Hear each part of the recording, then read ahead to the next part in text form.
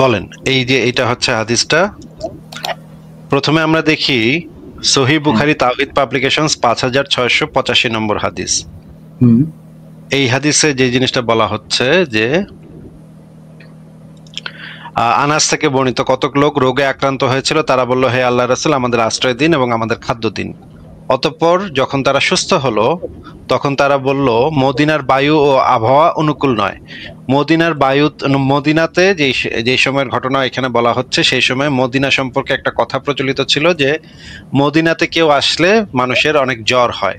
মুহাম্মদ যখন প্রথম আসছিল তখন মুহাম্মদের অনুসারীদের মধ্যে অনেকের জ্বর হয়েছিল। এই জন্য মদিনা সম্পর্কে একটা কথা প্রচলিত ছিল যে মদিনার বাতাসের কারণে জ্বর হয়। এই ব্যক্তিরা বলল মদিনার বায়ু ও আবহাওয়া উপকূল নয়। তখন তিনি তাদেরকে কতগুলো উট নিয়ে হাররা নামক জায়গায় থাকতে দিলেন। এরপর তিনি বললেন, তাদের হচ্ছে অসত্যতা দেখে তাদের হচ্ছে থাকতে দিলেন, ঠিক আছে, হ্যাঁ, এরা ইসলাম কবুল করছিল। হাররা নামক জায়গায় থাকতে দিলেন। তিনি বললেন, তোমরা এগুলোর দুধ পান করো। তখন তারা আরোগ্য হলো এবং তারা নবী সাল্লাল্লাহু আলাইহি সাল্লামের রাখালকে হত্যা করে ফেললো। মুহাম্মদের যে রাখালটা ছিল, রাখালকে হত্যা করে ফেললো এবং তার উটগুলো হাঁকিয়ে নিয়ে চললো। তিনি তাদের পশ্চাতে ধাওয়াকারীদের পাঠালেন। এরপর তিনি তাদের হাত পা কেটে দেন এবং তাদের চক্ষুগুলো ফুরে দেন, মানে হাত পা বিপরীত মুখ থেকে কেটে দেন, দুই হাত দুই পা দুইটাই কেটে দেন এবং চোখগুলাকে ফুরে দেন। তো এরপরে কি হলো, বর্ণনাকারী বলেন, আমি তাদের এক ব্যক্তিকে দেখেছি, সে নিজের জিভ দিয়ে মাটি কামড়াতে থাকে, অবশেষে মারা যায়। বর্ণনাকারী সাল্লাম বলেন, আমার নিকট সংবাদ পৌঁছেছে যে বলেছিলেন, আপনি সবচেয়ে কঠোর শাস্তি সম্পর্কে বলুন। এইখানে এই হাদিসটা সম্পর্কে বর্ণনা দিয়েছিল যে এখানে খুবই ভয়ঙ্কর শাস্তি দেওয়া হয়েছিল। এই হাদিসটা মিশকাত শরীফে আছে 3539 নম্বর হাদিস। উকল সম্প্রদায়ের কিছু লোক উপস্থিত হলো, তারা ইসলাম গ্রহণ করলো। মদিনার আবহাওয়া তাদের জন্য অনুপযোগী হলো। অতঃপর তারা উটিনীর নিকট গিয়ে দুধ ও প্রসাব পানের নির্দেশ দিলেন। মুহাম্মদ নির্দেশ দিল উট এবং প্রসাব পানের। এরপর তারা রাখালকে হত্যা করে উটগুলো হাঁকিয়ে নিল, মানে উটগুলো চুরি করে নিয়ে গেল। এরা মুরতাদ হয়ে গিয়ে রাখালদেরকে হত্যা করে উটগুলো হাঁকিয়ে নিল। তিনি তাদের পেছনে লোক পাঠালেন। অতঃপর তাদেরকে ধরে আনা হলো, তাদের দুই হাত এবং দুই পা কেটে ফেলেন এবং তাদের চোখ ফুরে দিলেন। তারপর তাদের রক্তক্ষরণ স্থলে দাগালেন না, যাতে তারা মৃত্যুবরণ করে, মানে রক্তক্ষরণ স্থলে কোনো ধরনের দিলেন না।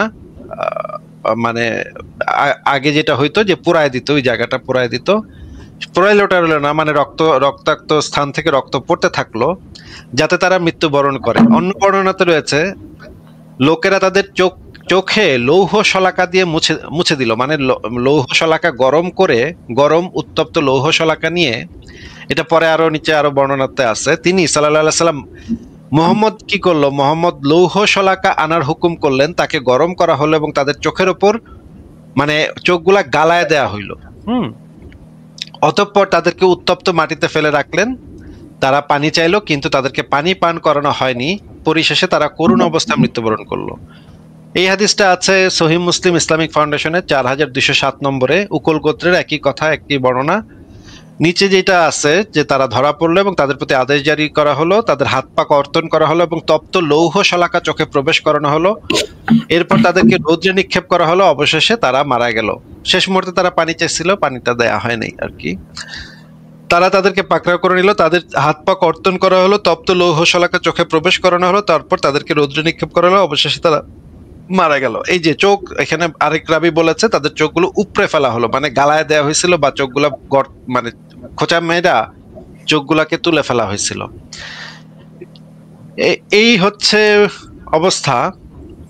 এই ইমাম ইবনুল কাইয়ুমের এই গ্রন্থেও আছে, মুক্তাসার জাদুল মাআদ, এই গ্রন্থ এই জিনিসটা আছে যে তাদের হাত পা কেটে দেওয়া হলো এবং লোহার কাঠি গরম করে তাদের চক্ষুগুলো ফুরে দেওয়া হলো, তাদেরকে উত্তপ্ত বালুর উপর ফেলে রাখা হলো। তারা পানির পিপাসে কাতর হয়ে পানি চাইলো, তাদেরকে পানি দেওয়া হলো না। এই হচ্ছে বর্ণনা। আরো বর্ণনা আছে।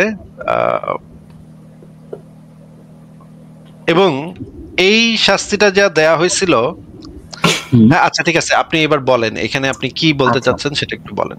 এই যে বললেন যে এই ঘটনাটা যে হযরত মুহাম্মদ সাল্লাল্লাহু আলাইহি ওয়াসাল্লাম যে এ মানে যে হচ্ছে ১ম এ হচ্ছে ইসলাম ধর্ম গ্রহণ করলো, তারপর ইসলাম ধর্ম গ্রহণ করার পর সেই ইসলাম ধর্ম থেকে হচ্ছে বের হয়ে গেল। বের হয়ে যাওয়ার পরে যে হযরত মুহাম্মদ সাল্লাল্লাহু আলাইহি ওয়াসাল্লাম তাকে এই যে মানে আপনাদের ভাষায় নৃশংসভাবে হচ্ছে তাদেরকে মানে হত্যা করলো। তো প্রথমত কথা হচ্ছে এই যে এখানে যেটা করছে যে প্রথমত রাখালটা হচ্ছে ১ম এ তাদের হযরত মুহাম্মদ সাল্লাল্লাহু আলাইহি সাল্লামের কাছে হচ্ছে উম মানে ছলনা করছে আরকি। ছলনা করছে মানে বিশ্বাসঘাতকতা করছে। দ্বিতীয়ত হচ্ছে তার রাখালের হচ্ছে একজনের জীবন হচ্ছে কেড়ে নিয়েছে। তো একজনের জীবন যদি কেড়ে নেয়, ইসলাম অনুযায়ী তাকে তো মৃত্যুদণ্ড দেওয়া এটা তো ঠিকই আছে। তো এই ক্ষেত্রে এই হাদিসটাতে আপনারা অনেকেই নাস্তিক এন ভাই আপনার নামটা কি একটু বলেন তো? আ আচ্ছা আমার নাম সামি। ঠিক আছে? আমি নামটা রিনেম করে নিচ্ছি। আচ্ছা, সামি নামটা দেন। আপনি কি শিওর যে আপনি যে ব্যাখ্যাটা দিচ্ছেন সেই ব্যাখ্যাটা সঠিক? আমি হাদিসটা পড়ে আমি যেটা হচ্ছে ইউটিলাইজ করতে পারতেছি আপনি হাদিসের ব্যাখ্যা আপনি নিজে যদি বানায় করেন তাহলে তো হবে না ভাই। আপনি কি কোনো হাদিসের ব্যাখ্যা গ্রন্থ পড়েছেন এটার? না, আমি হাদিসটা পড়েছি। হাদিসটা পড়ে আমি কোথাও তো এখানে ভুল দেখি নাই। কিন্তু অনেক নাস্তিক আছে হাদিস এটাতে আপনাকে যেটা জিজ্ঞেস করছি সেটা শুধুমাত্র সেটার উত্তর দেন যে আপনি এই হাদিসটার কোনো ব্যাখ্যা পড়েছেন কি না। না, আমি পড়িনি। অতিরিক্ত আমি হাদিস পড়ে বুঝতে পারছি অনেক কিছু এই হাদিসের মধ্যে। হাদিস পড়ে আপনার তো বোঝার মতো সামর্থ্য আছে বলে আমার কাছে মনে হচ্ছে না। আপনি কোন স্কুলে পড়েন? না, এখানে আমি স্কুলে পড়ি না, আমি পড়াশোনা করি সেটা কোনো ফ্যাক্ট না। আমি যেটা বলতেছি সেটা অবশ্যই যৌক্তিক ফ্যাক্ট, কথা কারণ বলেছি, অযৌক্তিক কথা বলতেছি এটা। আপনার কথা শুনেই তো বোঝা যাচ্ছে যে হাদিস সম্পর্কে আপনার কোনো জ্ঞান নেই। জ্ঞান নাই সেটা আমি একটু পরে দেখাবো। কেন হ্যাঁ, জ্ঞান নাই সেটা একটু পরে আমি দেখাবো। আগে একটু বলে নেন যে আপনি কি স্কুলে পড়েন না কলেজে পড়েন, কোথায় পড়েন? আমি কলেজেই পড়ি। কিন্তু এখানে আচ্ছা, কলেজে আমার পড়েন। ঠিক আছে, আর কথা বেশি অতিরিক্ত কথার দরকার নেই। এই যে যেই ব্যাখ্যা আপনি দিলেন যে অমুক তমুকের জন্য করা হয়েছে, এই রাখালকে হত্যা করার জন্য করা হয়েছে, এই ব্যাখ্যা কি আপনার নিজস্ব নাকি অন্য কারো কাছ থেকে জেনেছেন, কোন বই থেকে পড়েছেন এটা? এটা আমার নিজস্ব না, আমি হাদিসটা পড়ে যেটা বুঝতে পারছি একজনের হচ্ছে ইসলাম আচ্ছা ঠিক আছে, অনুযায়ী এখন আমরা এই হাদিসটা সম্পর্কে ইবনু আব্বাসের বক্তব্য পড়ি। হ্যাঁ, এইখান থেকে পড়েন, এইটা কি হাদিস পড়েন এখান থেকে। ভাই আমি তো ফোনে আসছি, আমি অতভাবে দেখতে পাচ্ছি না, আপনি পড়লে ভালো বড় হয়। করে পড়েন, স্ক্রিন বড় করে পড়েন। আচ্ছা, আপনি পড়েন, সমস্যা নাই। না আমি পড়বো না, আপনার নিজের পড়তে হবে। স্ক্রিনটা বড় করে পড়েন, এখানে একদম বড় ভাবে দেয়া আছে। স্ক্রিনটা তো বড় হচ্ছে না আর কি।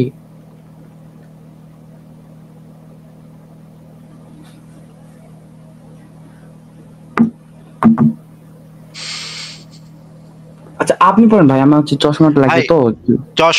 চশমাও লাগবে না, এই হাদিস পড়তে চশমাও লাগবে না, এই হাদিস পড়তে একদম স্ক্রিনে খুব সুন্দরভাবে দেখা যাচ্ছে, আমি দেখতে পাচ্ছি তো।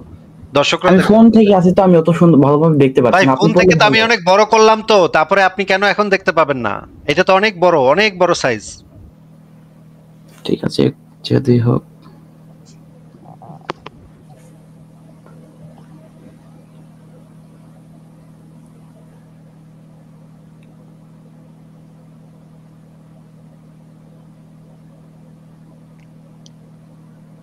একদম স্পষ্ট দেখা যাচ্ছে নাকি দেখতে পাচ্ছে না? একদম স্পষ্ট এটা দেখা যাচ্ছে, সবাই দেখতে পাচ্ছে, সব দর্শকরা দেখতে পাচ্ছে নাকি দেখতে পাচ্ছে না? সামি, আপনার তো দেখতে পাওয়ার কোনো সমস্যা হওয়ার কথা না, মোবাইলে তো খুব সুন্দরভাবে এটা দেখা যাচ্ছে। আমি ফোনের স্ক্রিন থেকে মানে অনেকটা ঝাপসা দেখতেছি তো, এখানে যদি আপনি একটু ইয়ে দিতেন আর কি ভালো হতো আর কি। আচ্ছা ঠিক আছে, এটা হচ্ছে সুনান নাসাই শরীফ ইসলামিক ফাউন্ডেশনের 307 নম্বর হাদিস। এখানে লেখা আনাস ইবনু মালিক থেকে বর্ণিত, তিনি বলেন উরাইনা গোত্রের কয়েকজন বেদুইন রাসূলুল্লাহ সাল্লাল্লাহু আলাইহি ওয়াসাল্লামের নিকট উপস্থিত হয়ে ইসলাম কবুল করলো। তারপরে হচ্ছে বাদ বাকি বর্ণনা যে তাদেরকে এইভাবে শাস্তি দেওয়া হইল। আমিরুল মুমিনিন আব্দুল মালিক আনাসের কাছে এই হাদিস শুনে তার কাছে প্রশ্ন করলেন, এ শাস্তি কি কুফরের জন্য না পাপের জন্য? এ শাস্তি কি কুফরের জন্য নাকি পাপের জন্য? কথা কি শোনা গেছে সামি? জি। কি কি আমি কি বলছি? এই হাদিস কি কুফরের জন্য না পাপের জন্য? হ্যাঁ, আচ্ছা আচ্ছা, কুফর আব্দুল বলতে এখানে কি বোঝাইছে? কুফর মানে হচ্ছে গিয়ে ইসলাম ত্যাগ করা, আর পাপ মানে হচ্ছে গিয়ে হ্যাঁ, পাপ মানে তো জানি খুন না। করা বা চুরি করা, এগুলো হচ্ছে পাপ। আর হ্যাঁ, কুফর হচ্ছে ইসলাম ত্যাগ করাটা হচ্ছে কুফরি। এটা বোঝেন? জি। আচ্ছা, এই আব্দুল মালিক আনাস এর কাছে এই হাদিস শুনে তার কাছে প্রশ্ন করলেন, এ শাস্তি কি কুফরের জন্য না পাপের জন্য? তিনি বললেন কুফরের জন্য। তিনি কি বললেন ভাই? কুফরের জন্য। তাহলে এই মুরতাদ হয়ে যাওয়ার জন্য এই শাস্তিটা দেয়া হয়েছে, এই শাস্তি কোনো পাপের জন্য দেয়া হয় নাই। এই হাদিসের ভিতরে লেখা আছে এটা। আচ্ছা ঠিক আছে, আপনি যেহেতু স্বীকার করলেন যে ইসলাম থেকে বের হয়ে আসলে তাকে দেয়া হচ্ছে, তখন যে যে যে হচ্ছে আপনি যে আপনি কালিমা, স্বীকার করলেন মানে কি? আপনি স্বীকার, আমি কবে স্বীকার না করেছি? বেকুবের মতো কথাবার্তা বলেন কেন? এইখানে আপনি যে বললেন একটু আগে, বলদের মতো বললেন যে একটু আগে, যে এই যে ভাই ওই রাখালকে হত্যা করেছে এই জন্য এই শাস্তি দেওয়া হয়েছিল, এই এই ব্যাখ্যা যে দিলেন আপনি, জি, এই হাদিসের ভিতরে কি লেখা আছে? এই হাদিসের এই মধ্যে শাস্তি, যেটা লেখা আছে সে হচ্ছে ইসলাম থেকে বের হওয়ার কারণে তাকে হচ্ছে পাপের জন্য তাকে হচ্ছে হত্যা করা হয়েছে। আচ্ছা ঠিক এই আছে, শাস্তি, এই শাস্তি আবার হত্যা করা হয়েছে, আবার ফালতু কথা বলেন কেন? এই শাস্তি, এই যে এ শাস্তি মানে যেই শাস্তিটা এখানে দেয়া হয়েছে, এই শাস্তিটা কি কারণে দেয়া হয়েছে সেটা জিজ্ঞেস করা হইলো, যে এত কঠোর শাস্তি কি কারণে দেয়া হইলো?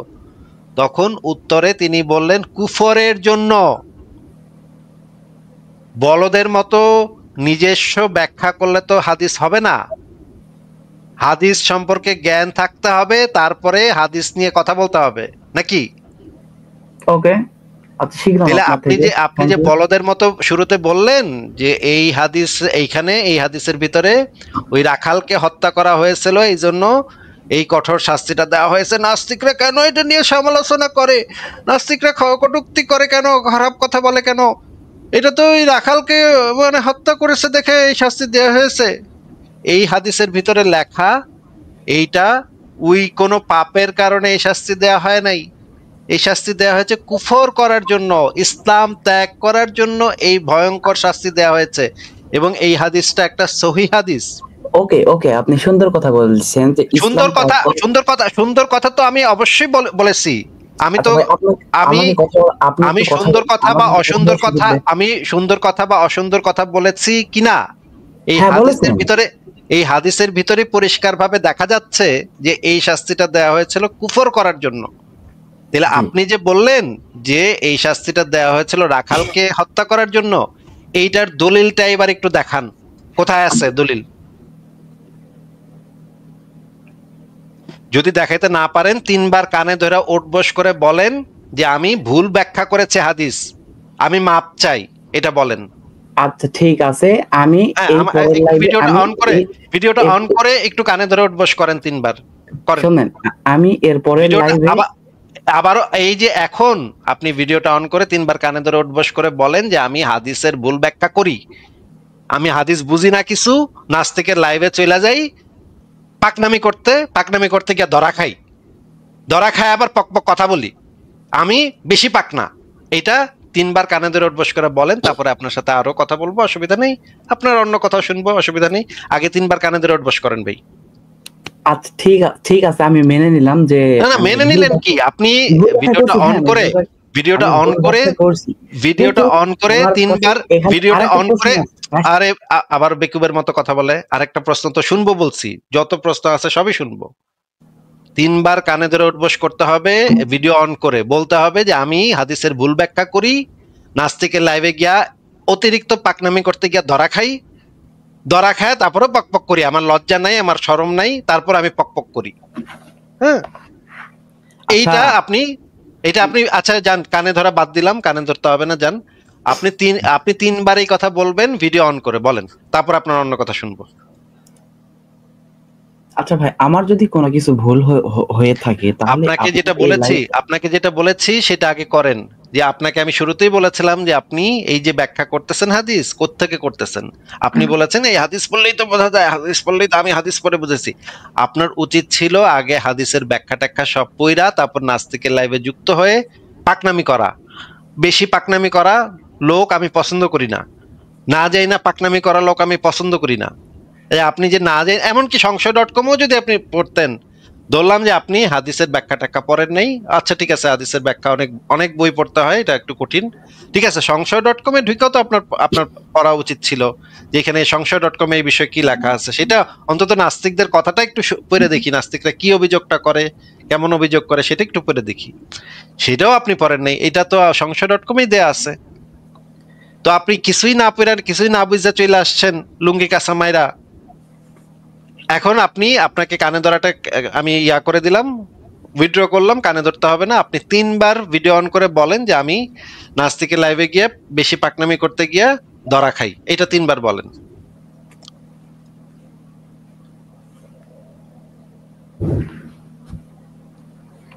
বলেন বলেন, আপনার ভিডিও আমি অন করব, ভিডিও আপনি ভিডিওতে আসবেন, ভিডিওতে এসে আপনি 3 বার বলবেন, তারপরে আপনার পরের প্রশ্ন শুনবো, অসুবিধা নেই।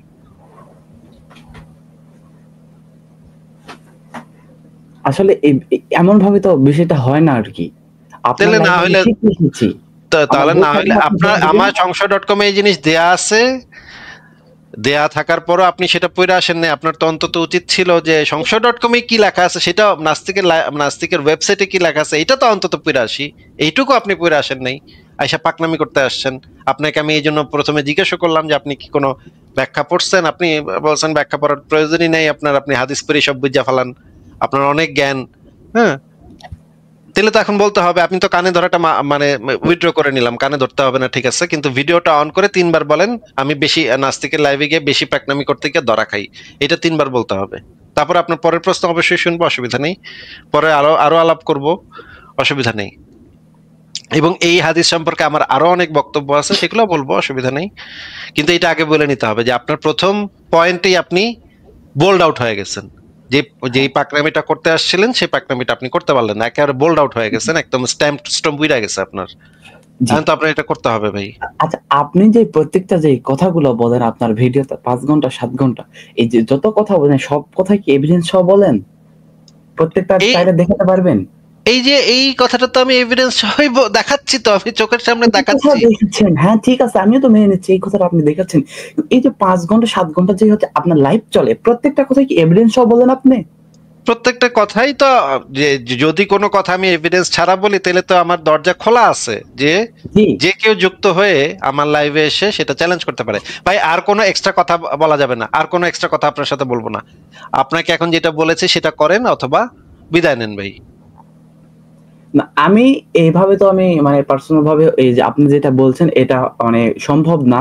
তবে এখানে ওকে, তাহলে ঠিক আছে, আপনাকে তাহলে ঠিক আছে, কয়েকটা তাহলে আপনার যদি সম্ভব না হয়, আপনি যদি ভিডিও অন করে যদি এটার জন্য মানে মানে বেশি পাকনামি করার জন্য যদি আপনি, আপনার ভিতরে কোনো গিলটি ফিলিংস না থাকে, আপনি যদি কোনো ধরনের সরি টরি না হন, তাহলে তো ভাই আপনার সাথে আমি কি আচ্ছা, মানে। আচ্ছা ভাইয়া, আমি যে জানতাম না যে হচ্ছে মানে হাদিসের মানে বিভিন্ন একেকটা হাদিসের বিভিন্ন হচ্ছে মানে বিভিন্ন ব্যাখ্যা আছে। তবে আমি হাদিস দেখে আমি মানে ইসলাম মানে আমি তো আপনাকে আগের লাইভে আমি যুক্ত হয়েছিলাম আপনাকে, আপনি কিছু বই বলছিলেন, ওই বইগুলো আমি হচ্ছে পড়ার চেষ্টা করতেছি, দেন হচ্ছে কয়েকটা হাদিস নিয়ে করতেছি। আমি জানি না যে আমি ভাবছি এখানে তো হাদিসে মানে সুস্পষ্ট লেখা আছে যে হচ্ছে তাহলে রাখাল হচ্ছে যে রাখালকে ইয়ে করছে, হত্যা করছে এবং হচ্ছে এখানে বেইমানি করছে, এই ক্ষেত্রে হচ্ছে তাকে এই শাস্তিটা দেওয়া হয়েছে। কিন্তু এখানে আপনি যে বললেন যে ইসলাম থেকে এটা হচ্ছে হত্যার জন্য না, এটা হচ্ছে মানে ইসলাম থেকে বের হয়ে আরে বেটা, আমি কোথায় বলছি, এটা আমি কোথায় বলছি, এটা হাদিসে লেখা, এটা তো আমি বলি আসিফ মহিউদ্দিন এটা বলে নাই তো, এটা হাদিসের ভিতরে লেখা, এই শাস্তিটা প্রয়োগ করা হয়েছিল কুফরের জন্য।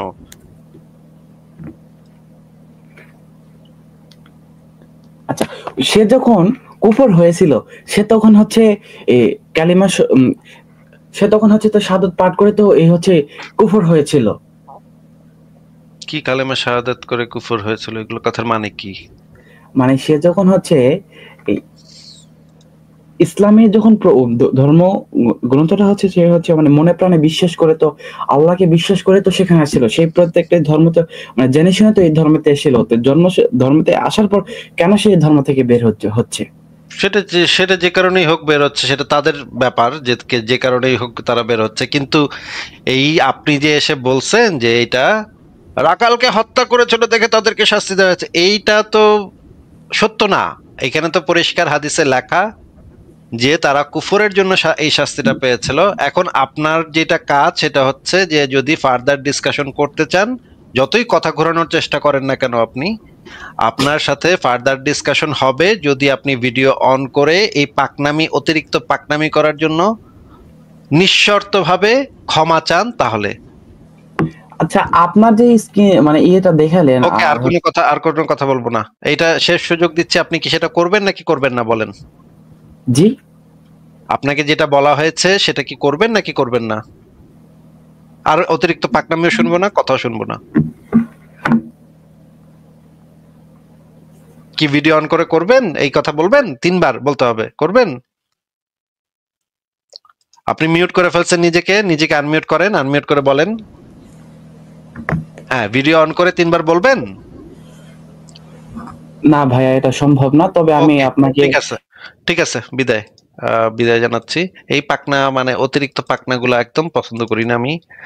পাকনামি করতে গিয়ে এসে ধরা খাওয়ার পরে কোনো লজ্জা শরম নাই। হ্যাঁ, মানে তার যদি এটা আমি তার ভিতরে কোনো লজ্জা শরম দেখতাম তাহলে আর আমি তার কোনো কন্ডিশন দিতাম না। হ্যাঁ, যে তারা যদি দেখতাম যে হ্যাঁ সে ভুলে বলে ফেলছে, সেটা আমি মাফ করে দিতাম। হ্যাঁ, অনেকেই ভুলভাল বলে এসে, এটা আমরা স্কিপ করি। কিন্তু এর কথার টোনে আমি কোনো ধরনের ইয়া দেখি নেই, হ্যাঁ, সরি দেখি নেই। এই জন্য এই চুনা হাগার সাথে কথা বলবো না। তাহলে এখন বিদায়। হ্যাঁ, তো এইখানে যে হাদিসটা আছে সেটা তো ভয়ঙ্কর একটা হাদিস, যে কিভাবে এই মানুষদেরকে হত্যা করা হয়েছে। একটা মানুষ যত বড় অপরাধী হোক, যত বড় অন্যায়কারী হোক, তাকে তো এইভাবে হত্যা করা যায় না, এত নৃশংসভাবে হত্যা করা যায় না। হ্যাঁ, কোনো আইনে, পৃথিবীর কোনো সভ্য আইনে এরকম নাই যে এইভাবে অত্যাচার করে। একটা হুমায়ুন আহমেদের একটা নাটক আছে, আপনারা দেখেছেন কিনা, সেটা হচ্ছে ওই যে একটা চোর ধরা পড়ে, হ্যাঁ, গ্রামে একটা চোর ধরা পড়ে, তারপরে চোরের চোখ গালায় দেওয়ার ইয়া আসে, হ্যাঁ, তারপরে সবাই মিলে চোখ গালায় দিবে। খেজুরের কাঁটা নিয়ে আসে, খেজুরের কাঁটা দিয়ে চোখ গলায় দিবে। দেখেন, মানে একটা অসভ্য সমাজ, একটা অসভ্য পরিবেশ, একটা অসভ্য আইন এইরকম হইতে পারে যে মানুষের চোখ গলায় দেয়া, হাত পা কেটে ফেলা। একজন মানুষকে শাস্তি দেয়া যেতে পারে, তাকে মৃত্যুদণ্ডের শাস্তিও আগে একটা সময় ছিল, যদিও মৃত্যুদণ্ডের শাস্তি এখন আর সভ্য পৃথিবীতে নাই, মৃত্যুদণ্ডের শাস্তি উঠে গেছে। একটা শাস্তি মানুষকে দিতে হয় সংশোধনের জন্য। এইটা শাস্তি কখনো, এই যে বিচার প্রক্রিয়াটাই হচ্ছে গিয়ে সংশোধনমূলক হইতে হবে। কিন্তু এইখানে দেখা যাচ্ছে যে একেবারে নৃশংসভাবে পুরা গোত্রের সব মানুষকে একেবারে হাত পা কেটে রক্তাক্ত অবস্থায় উত্তপ্ত বালিতে ফেলে রাখছে, এবং তাদের চোখগুলা গরম লোহা দিয়ে গালায় দিছে, উপড়ায় দিছে, চিন্তা করেন। এবং এই লোকগুলা শেষ মুহূর্তে পানি খেতে চাচ্ছিল, পানি পর্যন্ত খাইতে দেওয়া হয়নি। মানে এই রকমের একটা অমানবিক, এই হাদিস নিয়ে আমি আগে বহুবার কথা বলেছি, আপনারা ওই ভিডিওগুলা বের করে দেখতে পারেন, যে এই রকমের অমানবিক। বুঝলাম যে তারা একটা অপরাধ করেছে, তারা একটা অন্যায় করেছে, কিন্তু কোনো মানুষকে তো, কোনো একটা গোত্রের অনেকগুলা মানুষকে একসাথে তো এই শাস্তি তো দেয়া যায় না, তাই না? এটা তো একেবারে ভয়ঙ্কর একটা সভ্য পৃথিবীতে, আমি যে সভ্য দেশে বসবাস করি, যত বড় খুনি, যত বড় সিরিয়াল কিলার, এমনকি সিরিয়াল কিলার, এই যে মনে করেন আমেরিকাতে একটা সিরিয়াল কিলার ধরা পড়েছিল, জেফ্রি ডামের। হ্যাঁ, জার্মানিতে এরকম সিরিয়াল কিলার আছে যারা একদম নৃশংস, এমনকি তারা হচ্ছে গিয়ে মানুষ মেরে কেটে খেয়ে পর্যন্ত ফেলছে। এইরকম ভয়ঙ্কর ক্রিমিনাল পৃথিবীতে আছে, অনেক দেশে এরকম মানে সিরিয়াল কিলার ধরা পড়ছে। এই রকমের কিলার ধরা পড়লেও তাদের সাথে এই কাজ করা যায় না ভাই। তাদের সাথে এই ধরনের আচরণ, এই ধরনের শাস্তি প্রয়োগ করা যায় না। এটা একেবারে অসভ্যতার চূড়ান্ত। এবং আধুনিক সভ্য আইন হচ্ছে সর্বদা সংশোধনমূলক, যেন একজন অপরাধী যেন আবার তার অপরাধের ভুলটা বুঝতে পেরে সে যেন আবার সুস্থ স্বাভাবিক জীবনে, অপরাধ ছেড়ে দিয়ে সুস্থ স্বাভাবিক জীবনে ফিরে আসতে পারে, সেই ব্যবস্থা করা হয়। কিন্তু এখানে দেখা যাচ্ছে যে ভয়ঙ্কর ভাবে হত্যা করা হইলো, এবং এই হত্যাটা কেন হইলো? কুফর করার জন্য। এই যে চুনাহাগা মুমিন এসে যদি বলে যে না ভাই এটা তো এই রাখালকে মেরেছে, না, এই এদেরকে এইভাবে হত্যা, এই শাস্তিটা দেয়া হয়েছিল কুফরের জন্য। চিন্তা করছেন আপনারা? মানে ঠিক আছে, পরের জনকে যুক্ত করি। মানে খুবই মানে মর্মান্তিক। হ্যাঁ, ঠিক আছে, পরের জনকে যুক্ত করি তাহলে। ম্যাট্রিক্স এটি আপনাকে যুক্ত করা হয়েছে, বলেন। ম্যাট্রিক্স এটি আপনাকে যুক্ত করা হয়েছে, বলেন। না, আপনি কোনো কথা বলছেন না, তাহলে বিদায়। পরের জনকে যুক্ত করি। যে আপনাকে যুক্ত করা হয়েছে, বলেন আপনি। আনমিউট করে কথা বলতে হবে, আনমিউট করে কথা বলেন। হ্যাঁ, বলেন ভাই। ওই যে আপনার মানে আমি ওরকম মানে না বিশ্বাসী না, তো হচ্ছে আপনার এখানে একটা তে এটা কি বলে মুতা বিয়ে নিয়ে একটা রেফারেন্স দিছিলেন, ওইখানে সংসদ.com-এর ওই ইয়াটা কি আমি লিঙ্কটা দিব আপনাকে নাকি না আপনি খুঁজে বের করবেন? আপনি বলেন, আপনি বললে আমি বের করে ফেলতে পারবো। ওখানে বলা হয়েছিল যে আবু মুসা রাদিয়াল্লাহু তাআলা আনহু বর্ণনা করেন যে ওমর রাদিয়াল্লাহু বলেছেন ওটা অর্থাৎ মুতা অস্থায়ী বিয়ে রাসূলুল্লাহ সাল্লাল্লাহু আলাইহি ওয়াসাল্লামের সুন্নাত। তবে আমার আশঙ্কা হয় যে লোকেরা এইসব শ্লোকে আচ্ছা এখানে যে ইয়ার মুসনাদে আহমদের যে রেফারেন্সটা দেওয়া হয়েছে 351, এটা যখন আমি hadithbd.com এ গেলাম তখন দেখা গেল যে হচ্ছে ওমরাদের মানে আমি তো সংশয়.com এর রেফারেন্সটা তারে শো করতে পারি না, বুঝছেন? তা আমি যখন hadithbd.com থেকে রেফারেন্সটা শো করতে গেলাম তখন ওইখানে মানে ইয়াটা লেখা আছে হচ্ছে এইভাবে,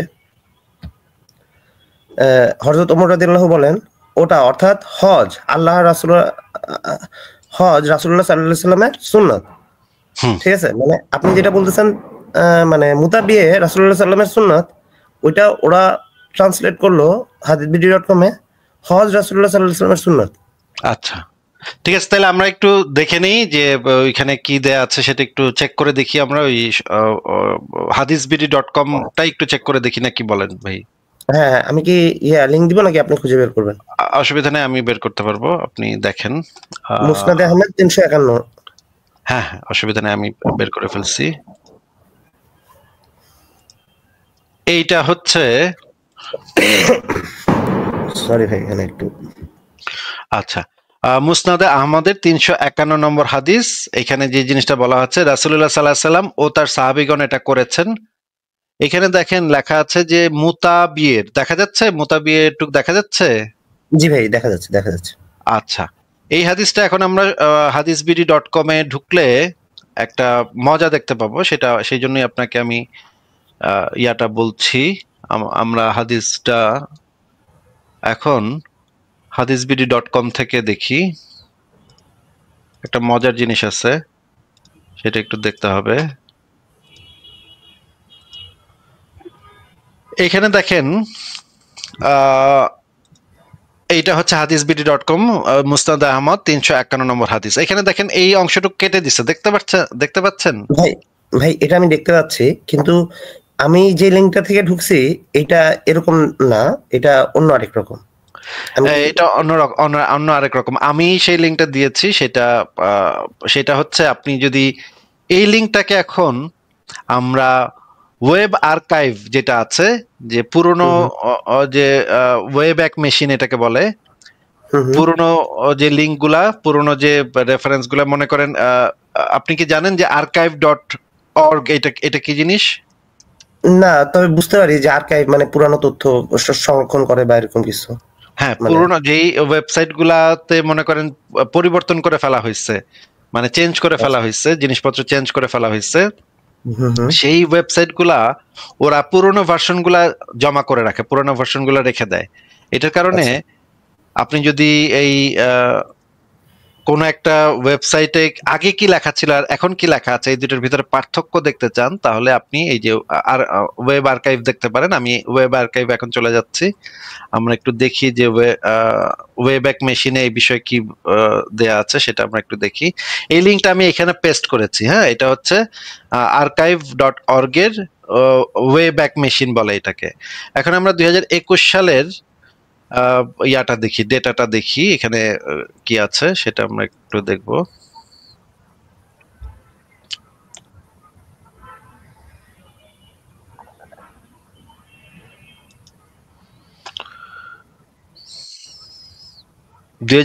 সালে এই পাতাটা কিরকম ছিল সেটা এখান থেকে দেখা যাবে, ঠিক আছে? এখানে দেখেন 2021 সালে এই যে 351 নম্বর হাদিস দেখা যাচ্ছে ভাই? জি জি, পারফেক্টলি দেখা যাচ্ছে। এইখানে যে জিনিসটা বলা আছে সেটা দেখেন, যে এখানে দেখেন আবু মুসা মুতা বিয়ের পক্ষে ফতোয়া দিতেন, এই কথাটাই লেখা আছে, দেখছেন? এর অর্থ হচ্ছে hadithbidi.com পরবর্তী সময়ে এই জিনিসটা এডিট করে চেঞ্জ করে দিছে। আগে এটা ছিল কিন্তু পরে তারা চেঞ্জ করে দিছে। এখন তাইলে আমাদের যেটা কাজ হচ্ছে, hadithbidi.com তো একটা ওয়েবসাইট, তারা বিভিন্ন বই থেকে বিভিন্ন জিনিস নিয়ে নিয়ে তাদের ওয়েবসাইটে লেখে, তাই না? সাজায়। তাহলে আমাদের এখন কাজ হচ্ছে যে আসল বইটাতে কি আছে সেটা একটু চেক করে দেখা। আসল বইটাতে যেটা আছে সেটাই তো মানে এখানে একমাত্র ভ্যালিড রেফারেন্স হিসেবে গণ্য হবে, তাই না? অবশ্যই অবশ্যই। আচ্ছা, তাহলে আসল বইটা আমরা একটু দেখে নিই। আসল বইটা একটু দেখে নিই ভাই, একটু ধৈর্য ধরেন, আসল বইটা আগে একটু দেখে নিই, তারপরে আমরা বুঝি যে আসল বইটাতে কি লেখা আছে। hadithbidi.com কিন্তু কোনো অথরিটি না, অথরিটি হচ্ছে সেই বিষয়ে প্রকাশিত যে বইটা, সেই বইটা হচ্ছে আসল অথরিটি। তাহলে আসল বইটা আমরা দেখি, যে দেখেন মুসনাদ আহমদ, আসল বইটা তে এই জিনিসটা লেখা আছে। এই যে 351 নম্বর, এই যে 351 নম্বর চলে আসছে। একটু পড়েন তো ভাই, এখানে কি লেখা? আবু মুসার ছেলে ইব্রাহিম বর্ণনা করেন, আবু মুসা রাদিয়াল্লাহু মুতা অস্থায়ী বিয়ে পক্ষে ফতোয়া দিতেন। এক ব্যক্তি আবু মুসাকে বলেন, হয়ে গেল এখানে মুতা অস্থায়ী বিয়ের পক্ষে ফতোয়া দিতেন, এই কথাটা এখানে লেখা আছে আসল বইতে, তাই না? তার মানে হাদিস বিডি এটা পরিবর্তন করছে, হাদিস বিডি এই জিনিসটা চেঞ্জ করছে, কিন্তু মূল বইতে তো রয়ে গেছে মানে মুতা বিয়ের কথা, নাকি? তাইলে তো হইলই, তাইলে তো দেখা যাচ্ছে হাদিস বিডি চেঞ্জ করছে। হাদিস বিডি যেটা চেঞ্জ করছে সেটা কি তারা এই বইয়ের লেখকের অথরিটি নিয়ে চেঞ্জ করছে নাকি সেটা করে নাই, সেটা তো এখন প্রশ্ন, তাই না? জি জি, অবশ্যই। আচ্ছা, আমরা এখন তাহলে মানে hadithbidi.com এ আবার একটু ঘুরে আসি, দেখি এখানে কি লেখা আছে। এই হাদিসের নিচে কি লেখা আছে, একটা নোট দেয়া আছে দেখা যাচ্ছে, নোটটা একটু দেখি। লাল মার্ক করা অংশের অনুবাদে সঠিক না হওয়ার কারণে তা সংশোধন করা হলো hadithbidi অ্যাডমিন। এটা hadithbidi অ্যাডমিন এই এডিটিংটা করছে। এই যে লাল অংশটুকু যে কাটছে সেটা hadithbidi.com করছে। hadithbidi.com তো এই বিষয়ে কোনো পাকনামি করতে পারে না, কারণ বইতে যেটা আছে সেটা তাদের দিতে হবে। এখানে দেখেন বইটার নামও এখানে দেয়া আছে, এই যে মুসনাদে আহমদ, এই বইটার নাম দেয়া আছে। এখন এই বইটা তো তারা চেঞ্জ করতে পারে না, এই যে এই বইটা তো তাদের তো অথরিটি নাই, এই বইয়ের কোনো একটা শব্দ চেঞ্জ করার মতো অথরিটি তাদের নাই। এটা শুধুমাত্র চেঞ্জ করতে পারে যে এই বইটা অনুবাদ করছে, সে শুধুমাত্র এটা চেঞ্জ করতে পারে, এবং সেই প্রকাশনী থেকে একটা সংশোধনী বের করতে পারে। পরবর্তী সংস্করণে ওনারা লিখতে পারেন যে আগের সংস্করণে এই জায়গায় ভুল ছিল, আমরা শুদ্ধ করে নিচ্ছি, তখন সেটা একটা অথেন্টিক সোর্স হবে। কিন্তু hadithbidi.com এর এই কথার তো কোনো দুই পয়সারও কোনো মূল্য নাই ভাই। জি ভাই। আচ্ছা, বলেন তাহলে। এখানে আপনি তো এটা দেখেছেন, এটা তো পারফেক্টলি ওকে। মানে আমি সার্চ, মানে এখানে যে লাল মার্কের যে জিনিসটা, এটা যদি পাইতাম সাথে সাথে তাহলে তো সমস্যাই হইতো না, কিন্তু সমস্যা হইতেছে যে 342 একই জিনিস, একই ঘটনা, ওইখানেও একই ঘটনা, কিন্তু ওইখানে লাল মার্ক নাই, বুঝছেন ভাই? আমি আচ্ছা, যদি মানে আমি আপনার লিংক দিব নাকি হচ্ছে আমি স্ক্রিনটা শেয়ার? না, এটা আমি দেখছি, এটা আমি hadithbidi-তে দেখছি। আমি ওইটা ওইখানে ওরা 351 তে লাল মার্ক দিচ্ছে, কিন্তু 342 এ লাল মার্ক দেয় নাই। কিন্তু মানে এইখানে তো একটা চোরচট্টামি চলতেছে, সেটাও তো বোঝা যাচ্ছে। আমি 342 এরও দেখাতে পারি আপনাকে, ওয়েব্যাক মেশিনে, সেখানেও একই কথা, একই কাজ করছে তারা, একই দুর্ঘটনা ঘটাইছে। এখানে আরেকটা জিনিস করছে ওরা, ধরুন হচ্ছে এখানে 342 বলছে ওটা অর্থাৎ তামাত্তু ও হজ রাসূলুল্লাহ সাল্লাল্লাহু আলাইহি ওয়াসাল্লামের সুন্নত। এরপরে মানে রিলেভেন্ট কথা ছাড়া অন্য কথাবার্তা নিয়ে আসছে। এখন তামাত্তু যে কথাটা আনছে এটার অর্থ তো মনে করেন আমার মতো লোকজন আর জানে না, ঠিক আছে? বা এই যে আরবিটা পুরা যে এখানে যে তামাত্তুটা আসবে এটাও তো বোঝা কঠিন আর কি আমার মতো লোকজনের। আচ্ছা ঠিক আছে, তার মানে এটা নিয়ে কথা বলে লাভ নেই, কিন্তু আপনি একটু এই জিনিসগুলা, এই যে ওয়েব্যাক মেশিন যেটা আপনাকে দেখা দিলাম আজকে, যে কিভাবে এই পুরনো ওয়েবসাইটের লেখাগুলা চেক করতে হয়, archive.org, এখানে গেলে আপনি ওয়েব্যাক মেশিনে আপনি পুরনো আর্কাইভ গুলা পেয়ে যাবেন, পুরনো কি কি ছিল সেগুলা পেয়ে যাবেন। হ্যাঁ, সেইটা আপনি চেক করে দেখেন হাদিস বিডি এখানে একটা 2 নম্বরই করছে। তারা ওই বইয়ের লেখকের অনুবাদকের অনুমতি ছাড়াই তারা নিজেদের ওয়েবসাইটে সেই জিনিসটা চেঞ্জ করছে। এইটা চেঞ্জ করার অথরিটি তাদের নাই, এটা আমারও নাই। হ্যাঁ, আমিও এটা করতে পারি না। মনে করেন সংশয়.com এ আমি ঢুকে, আমার তো ওয়েবসাইট, আমি তো যে কোনো জিনিস ইচ্ছা করলে চেঞ্জ করতে পারি, তাই না? কিন্তু আমার এই অথরিটি নাই। কোনো একটা বই থেকে যখন আমি একটা রেফারেন্স দিব তখন একদম হুবহু যেটা আছে সেটাই দিতে হবে। এমনকি বানান ভুলটাও বানান ভুলই রাখতে হবে। বানান ভুলটা আমি শুদ্ধ করতে পারবো না, কারণ মূল বইতে যেইভাবে বানান ভুল থাকবে সেই বানান ভুলটাই আমার সংশয়.com এ একইভাবে দিতে হবে, কারণ আমার বানান ভুল করারও এখতিয়ার নাই। হ্যাঁ, মানে সরি, বানান শুদ্ধ করারও এখতিয়ার নাই। হ্যাঁ, বলেন তাহলে আর কি কিছু বলবেন আপনি? না, একটা নরমাল একটা মোরাল গ্রাউন্ড সম্পর্কে জানতে চাচ্ছি ভাই, ঠিক আছে? মানে ওরকম না, ধরুন হচ্ছে জানতে চাচ্ছি, যেমন সাপোজ আমি ওই দিন ওই যে সত্য সন্তানী ভাইয়ের লাইভেও কোশ্চেনটা করছিলাম, মূলত প্রশ্নটা আপনার কাছেই। যেমন হচ্ছে আপনি একদিন একটা লাইভে বলছিলেন যে আমরা চাই হচ্ছে, মানে আপনি চান হচ্ছে একটা পৃথিবী থাকবে, ঠিক আছে, যেখানে মানুষের কোনো ভেদাভেদ থাকবে না বা এরকম কিছু, তাই না? হ্যাঁ হ্যাঁ। তাহলে ধরুন হচ্ছে সাপোজ 1971-এ মানে পাকিস্তানিরা তো আমাদের উপর অত্যাচার করছে, ঠিক না? ওইটার জন্যই তো আমরা স্বাধীনতার জন্য ধরুন হচ্ছে যুদ্ধ করে স্বাধীন হয়েছি।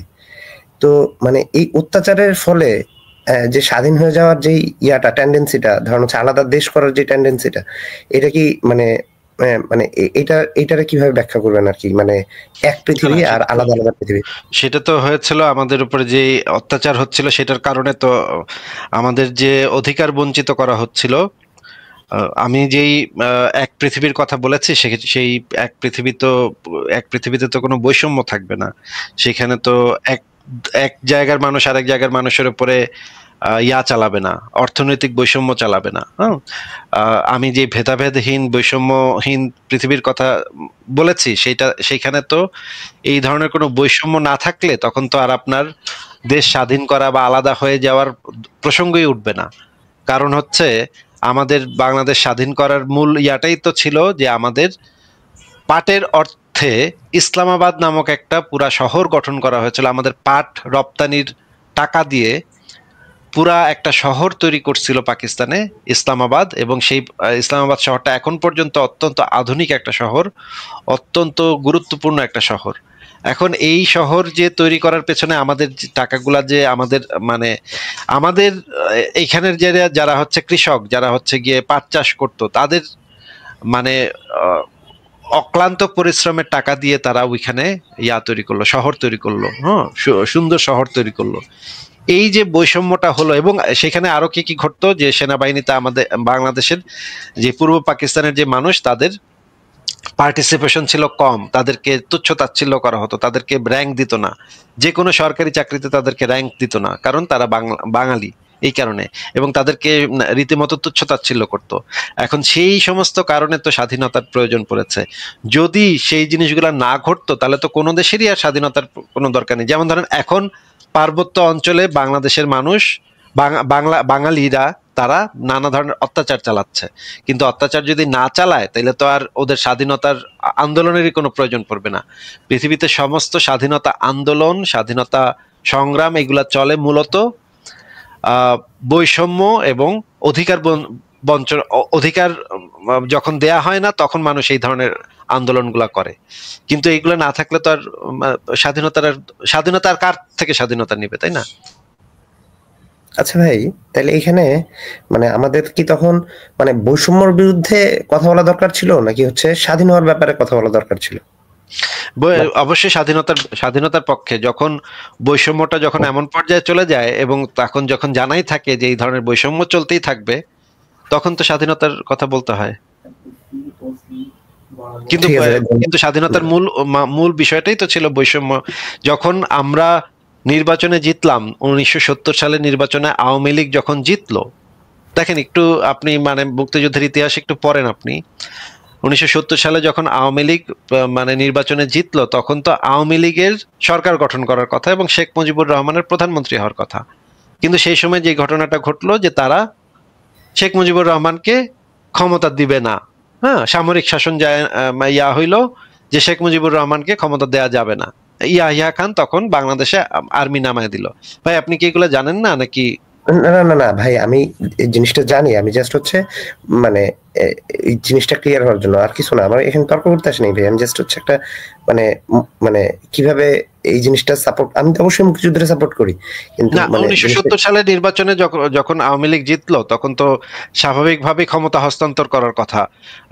শেখ মুজিবুর রহমানকে প্রধানমন্ত্রী করে পাকিস্তানের প্রধানমন্ত্রী হওয়ার কথা, তাই না? এটাই তো নিয়ম। এটাই হওয়া উচিত। তো তখন যখন বললো যে না, শেখ মুজিবুর রহমানকে দিবে না, তখন ভুট্টো তখন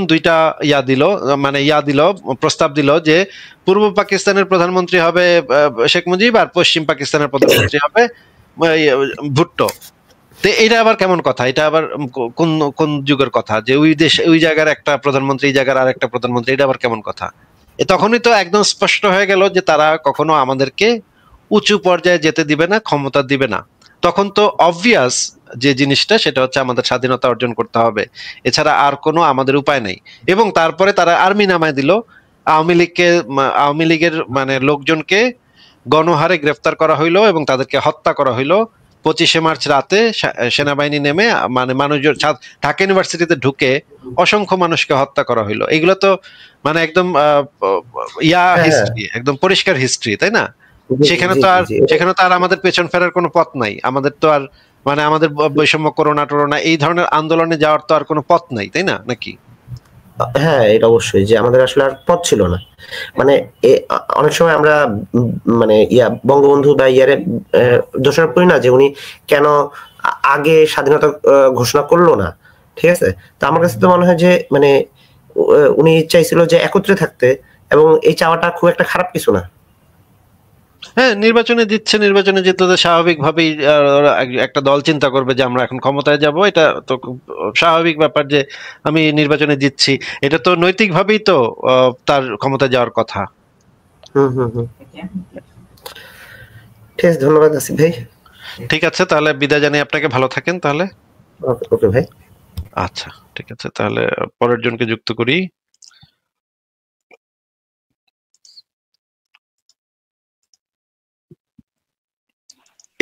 আপনাকে যুক্ত করা হয়েছে। আপনি বলেন তাহলে। জি ভাই, ভালো আছেন? হ্যাঁ, ভালো আছি, আশা করি আপনিও ভালো। বলেন তাহলে। ভাই, আমি একটা কথা কয়েকদিন থেকে ভিডিওতে দেখতেছি, হুজুররা বলতেছে যে হাদিসে কোরআনে আছে যে ছবি তোলা নাকি নিষেধ। এটা বিস্তারিত একটু জানতে চাচ্ছিলাম আপনার কাছ থেকে। হ্যাঁ, ছবি তোলা ভিডিও এগুলো সমস্ত সম্পূর্ণভাবে নিষেধ, হারাম, কোরআনে আছে। আমি আপনাকে তাহলে ভিডিওটা দেখাচ্ছি। ভিডিওটা দেখে নেন। ভিডিওটা কই আসছে একটু দেখতে হবে।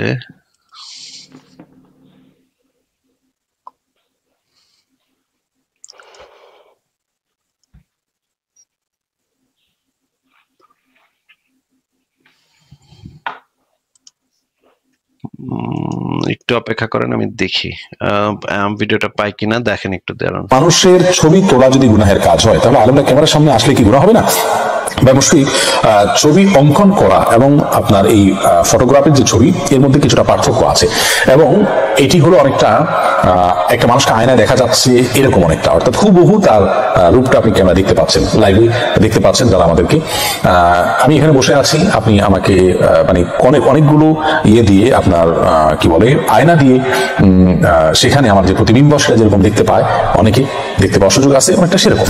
তো বিধায় হাদিসে যে প্রাণীর ছবি অঙ্কনকারীর প্রতি লানত বর্ষণ করা হয়েছে সেটি মূলত হাতের তুলি দিয়ে ভাস্কর্য দিয়ে আলাদা করে একটা অবয়ব তৈরি করা, এটা একটা মানুষের ভিন্ন আরেকটা রূপ তৈরি করার চেষ্টা করা, সেটি নিষিদ্ধ মূলত। যার কারণে আপনার এই ফটোগ্রাফিক ছবি নিষিদ্ধ নয়, তবে হ্যাঁ সেটা যদি প্রিন্টেড হয়, প্রয়োজন ছাড়া আপনি প্রিন্ট করেন, তাহলে সেক্ষেত্রে সেটি গুনাহের মধ্যে পড়বে।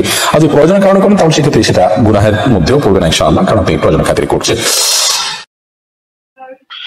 আচ্ছা, এইখানে যেটা দেখতে পেলেন এই যে আহমদুল্লাহ সাহেব একটা মিথ্যা চাপাবাজি করলো, যে মানে এই যে যে এই জিনিসটা বললো যে একটা ব্যাখ্যা দেওয়ার চেষ্টা করলো, সেই ব্যাখ্যাটা যে ভুল সেটা কিন্তু বোঝাই যাচ্ছে তার কথা শুনেই। সে কোকাচ্ছে, কথাটা বলার সময় সে কোকাচ্ছে, সে কেমনে এটা ইয়া করবে সেই জিনিসটা বোঝা যাচ্ছে। ভাই আপনি কি শুনতে পাইলেন এই জিনিসটা? জি ভাই, শুনতে পারছি।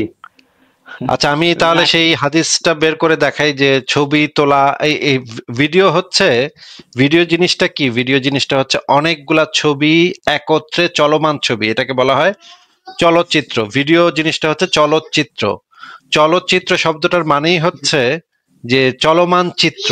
হ্যাঁ, মানে হচ্ছে আপনি যদি ইয়া দেখে থাকেন, সিনেমা দেখে থাকেন, সিনেমাতে যে রুমে সিনেমাগুলা ইয়া থাকে, সেখানে যদি আপনি যান তাহলে দেখতে পাবেন যে সেখানে একটা চলমান ছবি আছে। জি, এই ছবি তোলাটাই ইসলামে হারাম। আমি আপনাকে দেখাচ্ছি, সেই হাদিসগুলো দেখাই দিচ্ছি, সেই হাদিসগুলোতে ভাই কি বলা আছে। দেখা লাগবে না। এই বিষয়ে আমি একটা কোশ্চেন করতে চাই আপনার মাধ্যমে মুমিনদের একটা প্রশ্ন আচ্ছা, করতে চাই, করা যাবে? একটু আগে দাঁড়ান, আগে একটু হাদিসগুলো একটু দেখায় নি। সুনান আবু দাউদ শরীফের 4940 নম্বর হাদিসে বলা আছে, যে ব্যক্তি কোনো মূর্তি তৈরি করবে তার জন্য আল্লাহ কিয়ামতের দিন শাস্তি দেবেন যতক্ষণ না তাতে প্রাণের সঞ্চার করতে সক্ষম হয়। রিয়াজুস সালেহিন গ্রন্থের 1687 নম্বর হাদিসে বলা আছে, রাসূলুল্লাহ বলেছেন, যারা এই জাতীয় প্রাণীর মূর্তি বা ছবি তৈরি করে কিয়ামতের দিন তাদেরকে শাস্তি দেওয়া হবে। তাদের বলা হবে, তোমরা যা বানিয়েছিলে তাতে প্রাণ প্রতিষ্ঠা করো। মানে এই ভিডিওগুলা দেখায় এই আহমদুল্লাহকে বলা হবে যে এই ভিডিওতে তোমরা প্রাণ প্রতিষ্ঠা করো। এই হাদিসে পরিষ্কারভাবে বলা হয়েছে যে ছবি তৈরি করা এটা সম্পূর্ণভাবে হারাম। এবং একই সাথে এই চলচ্চিত্র ভিডিও মানেই হচ্ছে চলমান ছবি, মানে কন্টিনিউয়াসলি একটার পর একটা ছবি, মুভিং ছবি। হ্যাঁ, এই জিনিসটাও হারামি হবে, কারণ এটা হচ্ছে মুভিং ছবি। এই বিষয়ে কোনো সন্দেহের কোনো অবকাশ নেই। 50 বছর আগেও বাংলাদেশের আলেমরা এই ফতোয়া দিত যে ছবি তোলা সম্পূর্ণ হারাম, ছবি, ভিডিও, টেলিভিশন এগুলো সম্পূর্ণ হারাম। কিন্তু এখন যেহেতু তারা নিজেরাও এখন ফেসবুকে লাইভ করে, এই কারণে তারা এখন ভুল পাল্টাইছে আর কি একটু। হ্যাঁ, আপনার যেটা বলার আছে সেটা বলেন এবার। তা আমি আপনাদের মাধ্যমে মুমিনদের একটা প্রশ্ন করতে চাচ্ছিলাম, সেটা এই ছবি তোলা যদি হারামে থাকে তাহলে এরা তো ওই আপনার দেখবেন মসজিদের সামনে মক্কা মদিনার মনে করেন যে ছবি থাকে, বুঝছেন, তো এটা কি হারাম না? না, জীবিত কোন প্রাণীর ছবি তোলা হারাম হবে, কিন্তু কোনো ওরা হ্যাঁ, মানে আমি বলতে চাচ্ছিলাম কি যে মুসলিম কান্ট্রিতে তাহলে যেমন ধর্ষণের শাস্তি হয়, চুরি ডাকাতির শাস্তি হয়, এগুলো কোরআনে হারাম আছে, তা ছবি তোলারও তো বা ভিডিও তোলারও তো হারাম এটা নাকি? তাই এই ধরনের শাস্তি মুসলিম কান্ট্রিতে করা হয় না কেন? আপনি কি কোনো মুমিনকে এই ধরনের প্রশ্ন একটা করতে পারবেন? এই ধরনের কি করা হয় না ইসলামিক কান্ট্রিতে? কি করা হয় না? মনে করেন যে ইসলামে হাদিসে আছে যে ধর্ষণ করা নিষেধ, ধর্ষণ করলে শাস্তি হবে, চুরি ডাকাতি করলেও শাস্তি হবে। তা কোরআন হাদিসে তো আছে এগুলা যে চুরি ডাকাতি করলে শাস্তি হবে, বা মুসলিম কান্ট্রিতে কিন্তু এই আইনও করা আছে। তার সেই যে মুসলিম কান্ট্রিতে ছবি তুললে বা ভিডিও করলে যে শাস্তি হবে, এই আইনটা মুসলিমরা করে না কেন? মুসলিমরা মানে বেশিরভাগ দেশেই করে না, কিন্তু আফগানিস্তানে বর্তমানে এই আইনটা হয়েছে। আফগানিস্তানে এই আইনটা এখন চালু হয়েছে যে ছবি যদি কেউ তোলে, এমনকি ওদের টেলিভিশনে ইয়াও বন্ধ করে দিচ্ছে, কোনো প্রাণীর ছবি দেখানো বন্ধ করে দিচ্ছে। এখন ওদের টেলিভিশন ছাড়লে শুধুমাত্র নদী আর পাহাড়ের ছবি, ভিডিও দেখায় খালি। তা আমাদের বাংলাদেশে বা সৌদি আরব বা অন্য পাকিস্তানে এগুলো সব কান্ট্রিতে এরা করলে কি সমস্যা, বা এরা যখন আপনার সঙ্গে কথা বলে ভিডিও কলে, তো সেটাও তো হারাম। সেই ক্ষেত্রে আমি বলতেছি কি, এটা মুসলিম কান্ট্রিরা এইবার এই ধরনের একটা আইন সৃষ্টি করে না কেন তাহলে? করা উচিত, আফগানিস্তানের মতো সব দেশের এটা করা উচিত, তাহলে আফগানিস্তানকে আপনি ফলো করা উচিত সব দেশের। আর ভোটার আইডি কার্ডে যে ছবিটা তোলে, তাই এটার কি ক্ষেত্রে এটা যে এটা হচ্ছে হারাম ভাই, সব এগুলো সবই হারাম ভাই। এখন কি করবে, এখন আলেমরা এখন একটা ইয়া বানাইছে যে প্রয়োজনের খাতিরে এটা করতে হবে পাসপোর্ট। ভাই প্রয়োজনের খাতিরেও করার কথা তো এটা নবী বলে যায় নাই, নবী তো বলে নাই যে আচ্ছা প্রয়োজন হইলে তোমরা কইরো, এটা পাইলো কোথায়? তা প্রয়োজন আমার তো ভাই এই সময় এখন 2 কোটি টাকা প্রয়োজন, তাহলে এই সময় আমি ডাকাতি চিন্তাই করি? আমারও তো এখন এক গ্লাস হুইস্কি প্রয়োজন, তাই না? এখন যদি আমি হুইস্কি খাই, এটা কি ইসলাম সম্মত হবে? ভাই এই সময় তো আমার যৌবন কাল, এই সময় তাহলে আমি ধর্ষণ করে বেড়াই? হ্যাঁ, ঠিক আছে তাহলে ভাই, আপনার সাথে কথা বলে ভালো লাগলো। আর কি কোনো কিছু বলবেন? না যাক ভাই, এটা বিরক্ত হলেন নাকি? না না, বিরক্ত হয়নি। ঠিক আছে তাহলে, ভালো আর ভাই থাকেন। আমি আপনার সঙ্গে একটা পরামর্শ করতে চাচ্ছিলাম। আচ্ছা, পরামর্শ হইলে সেটা আপনি মেইল লিখেন আমাকে। বলতে আমি তো এই ধরনের মানে ধর্মটা বিষয়টা বিশ্বাস করি না, যাই হোক। তা কিন্তু এটা বাংলাদেশে তো এগুলো বলা সম্পূর্ণটা ভাবে নিষেধ, আপনি তো জানেন সম্পূর্ণ আর কি। হ্যাঁ মানে বললে কেউ জানলে তো সমস্যা, জান নিয়ে সমস্যা হবে। হ্যাঁ হ্যাঁ, তা জানিয়ে সমস্যা সেই হতে পারে। ক্ষেত্রে কি এই বিষয়ে কি কারোর সঙ্গে আলাপ আলোচনা করা যাবে, না বন্ধ রাখবো সবকিছু? না না, আলাপ আলোচনা না করাই ভালো ভাই, যতটা সম্ভব না করাই ভালো। মানে অনলাইনে আলোচনা করেন, অনলাইনে ফেক আইডি দিয়ে বিভিন্ন জনের সাথে মেসেঞ্জারে, ফেসবুক পেজে বিভিন্ন লেখেন, ওগুলা কমেন্টে লেখেন, কিন্তু সরাসরি আলোচনা না করাই ভালো। এরা মাঝে মাঝে এমন কথা বলে ভাই, বুঝছেন, গা মানে মানে নিজেকে স্থির রাখা যায় না। একজন আমার সঙ্গে কাজ করে ভাই, বুঝছেন, আমার কলিগ অবশ্য, সে বলে যে মদ খাওয়া নাকি হারাম, কারণ মদ যদি একজন ব্যক্তি খায় তার নাকি 40 দিন নামাজ রোজা হয় না, কিন্তু অথচ সে গাঁজা খায়, বুঝছেন। আর আমি যে বলি যে আপনি যে বাহ গাঁজা খান, এটা কি সমস্যা? আসলে গাঁজার নেশা কেটে গেলে নামাজ রোজা হয়। বাহ, খুবই খুবই সুন্দর, খুবই মানে সুন্দর ভাই, এই ধরনের, ভালো। হ্যাঁ এই ধরনের কথাগুলো শুনলে, বুঝছেন, মানে নিজের পায়ের রক্ত মাথায় চলে আসে, বুঝছেন। তা সেই জন্য মানে আমি কি যে করি, খুব বিপদে আছি। ঠিক আছে তাহলে আজকে বিদায় জানাই, ভালো থাকেন তাহলে। আচ্ছা ভাই, ঠিক আছে। ঠিক আছে তাহলে বিদায় জানালাম, পরের জনকে যুক্ত করি। MDSH আপনাকে যুক্ত করা হয়েছে, বলেন আপনি। হ্যাঁ ভাইয়া, আপনার কাছে আমার কয়েকটা প্রশ্ন ছিল। হ্যাঁ বলেন। ইসলাম ধর্ম কি সমাজের জন্য হুমকি? সমাজ বলতে কি বোঝাচ্ছেন সেটা আগে একটু বলতে হবে। সমাজ বলতে যদি আপনি ইসলামিক সমাজ বলেন তাহলে তো হুমকি না, তাহলে তো ঠিকই আছে, ইসলাম তো ইসলামিক সমাজের জন্য হুমকি না। কিন্তু যদি আপনি বলেন সভ্য সমাজ, যেখানে মানুষের অধিকার আছে, সেই সমাজের জন্য হুমকি কিনা, হ্যাঁ সেই সমাজের জন্য অবশ্যই হুমকি। যেমন ধরেন সভ্য সমাজের আইন হচ্ছে, সভ্য সমাজের মানে নিয়ম হচ্ছে যে একজন মানুষের বিশ্বাস বা অবিশ্বাস করার স্বাধীনতা আছে। এই যে আমি জার্মানিতে থাকি, আমি কোন একটা ধর্মে বিশ্বাস করলাম কি করলাম না, মানলাম কি মানলাম না, কেউ আমার কোনোদিন জিজ্ঞাসা করবে না। এটা সম্পূর্ণ আমার ব্যক্তিগত বিষয়। এখানে সরকারও কিছু বলবে না, আইনও কিছু বলবে না, আমার পাশের বাসার মানুষও কিছু বলবে না, পুলিশও কিছু বলবে না, কেউ কিছু বলবে না। আমার যেমন ইচ্ছা তেমন বিশ্বাস করব কি করব না। আমি ইসলাম করব নাকি খ্রিস্টান করব নাকি হিন্দু করব, ইহুদি করব নাকি নাস্তিক করব, কিছু নিয়ে কিছু কথা নাই, কোনো কথাই নেই। এবং আইনগতভাবে আমি অন্য আরেকজন মানুষের মতোই সমান অধিকার ভোগ করব। কে মুসলমান, কে হিন্দু, কে বৌদ্ধ, কে খ্রিস্টান, এগুলা আইনে দেখা হবে না। যখন আইন প্রয়োগ করা হবে তখন এগুলা কিছুই বিবেচনা করা হবে না। এই যে এই সভ্য সমাজে প্রত্যেক মানুষের বিশ্বাস করার স্বাধীনতা আছে, অবিশ্বাস করারও স্বাধীনতা আছে। কিন্তু ইসলামে যেটা বলতেছে যে আমি যদি ইসলামিক সমাজে বা ইসলামিক রাষ্ট্রে ইসলাম ধর্মকে ত্যাগ করি, আমি যদি বলি না আমি আজকে আর ইসলাম মানি না, তাইলে ইসলামের বিধান হচ্ছে আমার গর্দান উড়াইয়া দেয়া, আমাকে জবাই করে ফেলবে মুমিনরা। এবং ইসলামিক শরিয়া খলিফা, এরা সবাই মিলে আমার গলাটা কাট করে কেটে ফেলবে। আর এইটা তো অবশ্যই সভ্য সমাজের জন্য হুমকি। এরা তো তাইলে মানে মানুষের মানে মৌলিক অধিকার যেটা হচ্ছে বিশ্বাস অবিশ্বাসের স্বাধীনতা, সেটাকে ভায়োলেট করতেছে। তাহলে তো ইসলাম অবশ্যই সভ্য সমাজের জন্য হুমকি। বলেন এবার।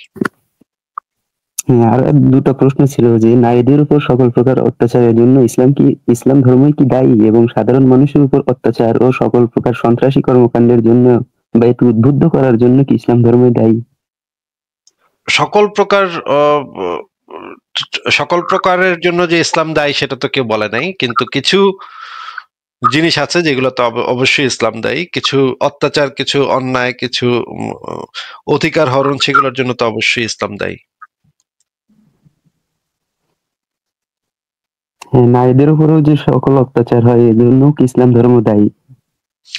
সকল অত্যাচারের জন্য তো আর ইসলাম দায়ী না, সকল অত্যাচারের জন্য তো আসলে কেউই দায়ী না। হ্যাঁ, এক একটা অত্যাচারের জন্য এক একটা জিনিস দায়ী, কিন্তু এই ইসলামিক যে অত্যাচারগুলো আছে সেগুলোর জন্য তো ইসলাম দায়ী অবশ্যই। ইসলামের অত্যাচার যেমন ধরেন মেয়েদেরকে অর্ধেক সম্পত্তি দেয়া, একটা পুরুষের থেকে অর্ধেক সম্পত্তি দেয়া, তারপর হচ্ছে গিয়ে মেয়েদেরকে এই যে দাসী হিসেবে গনিমতের মাল হিসেবে ট্রিট করা, গনিমতের মাল হিসেবে তাদেরকে যৌন দাসী হিসেবে ব্যবহার করা, এগুলোর জন্য তো অবশ্যই ইসলাম দায়ী। আরো অনেকগুলো আছে, ইসলাম অনেক খারাপ খারাপ বিধান দিছে, সেগুলোর জন্য তো ইসলাম দায়ী। হ্যাঁ ভাই, আর তারপরেও এবার ইতিহাস সম্পর্কে অনেকেই বলে যে ইউরোপ কান্ট্রিতে আগে নারীদেরকে কোনো সম্পদের অধিকার দেওয়া হতো না, অর্থাৎ এদিক থেকে অনেকে এটা কে বলছে আপনাকে? যদি আগে একটু বলতেন যে ইউরোপে নারীদেরকে সম্পত্তির কোনো অধিকার দেওয়া হতো না, এটার ইয়াটা একটু দেন তো আমাকে আগে।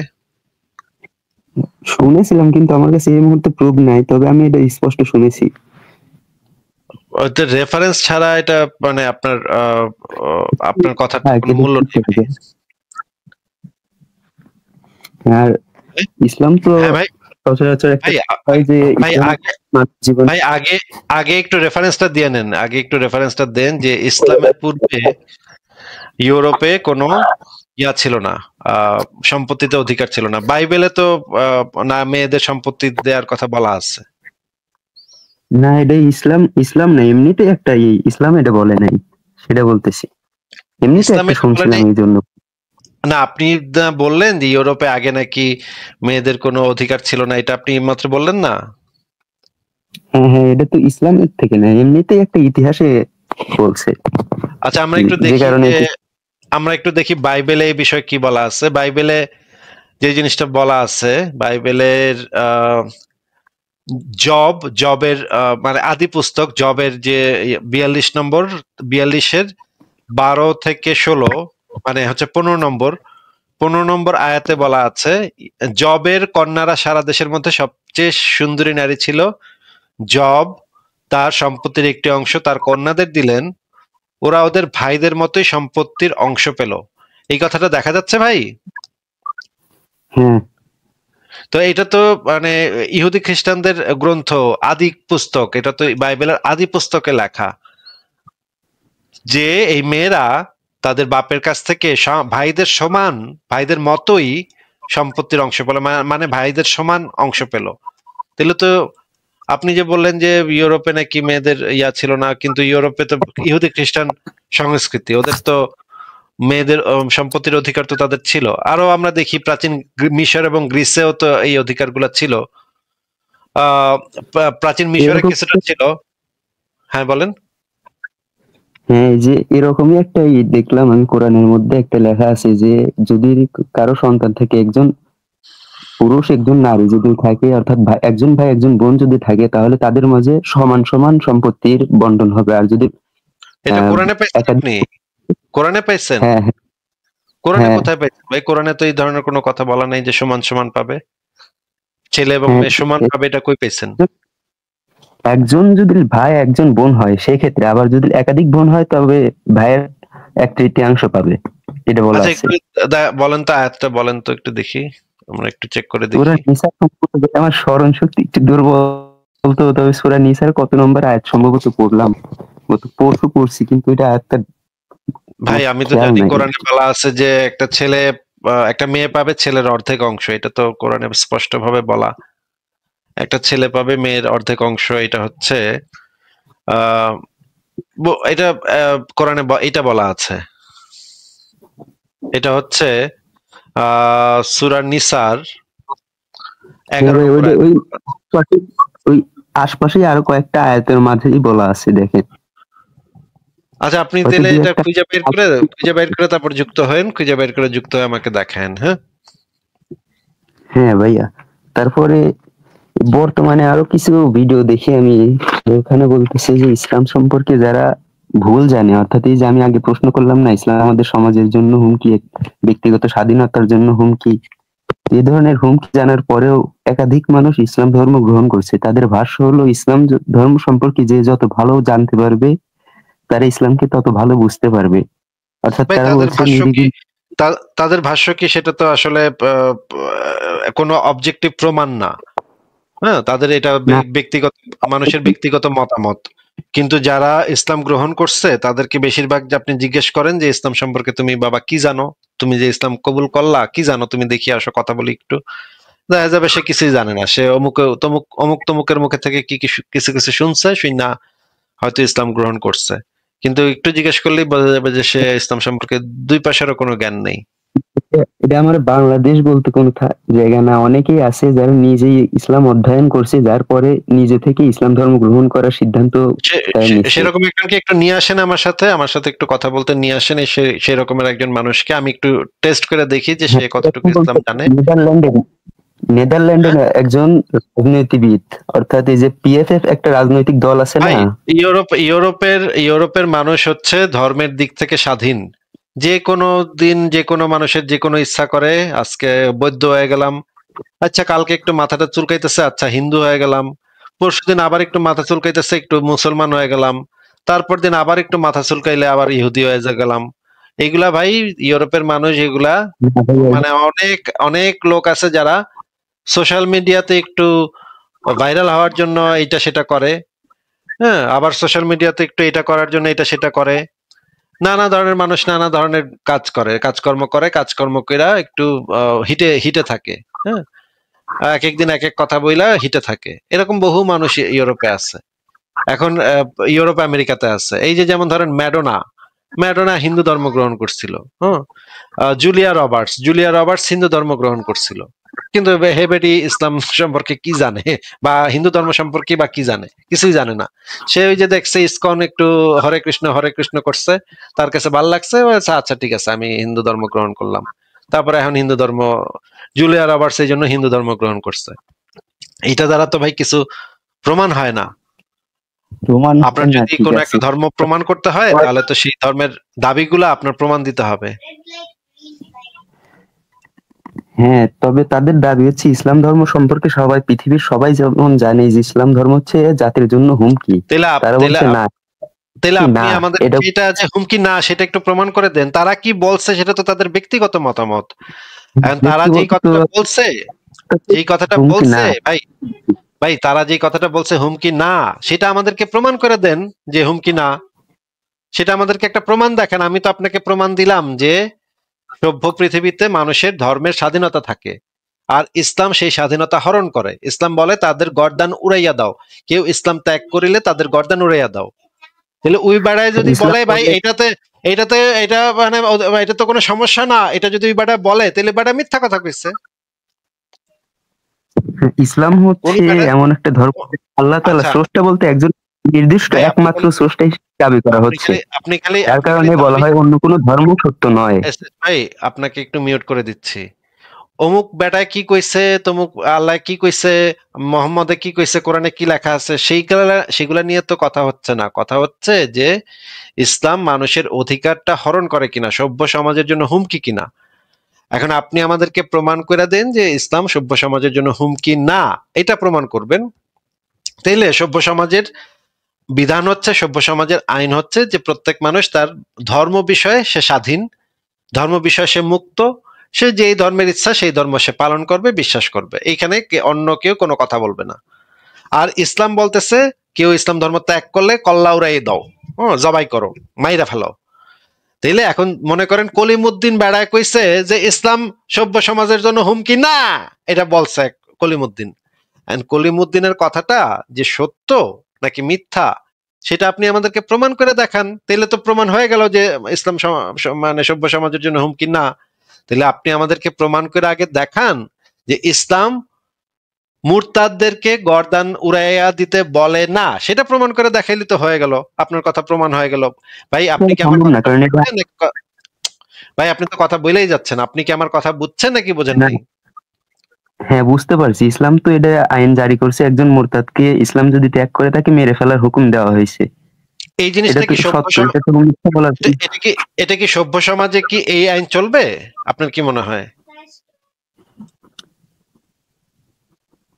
সেভাবে দেখলে এটা চলে না, কিন্তু এটা ইসলামিক দিক থেকে এটা সত্য। এটা কি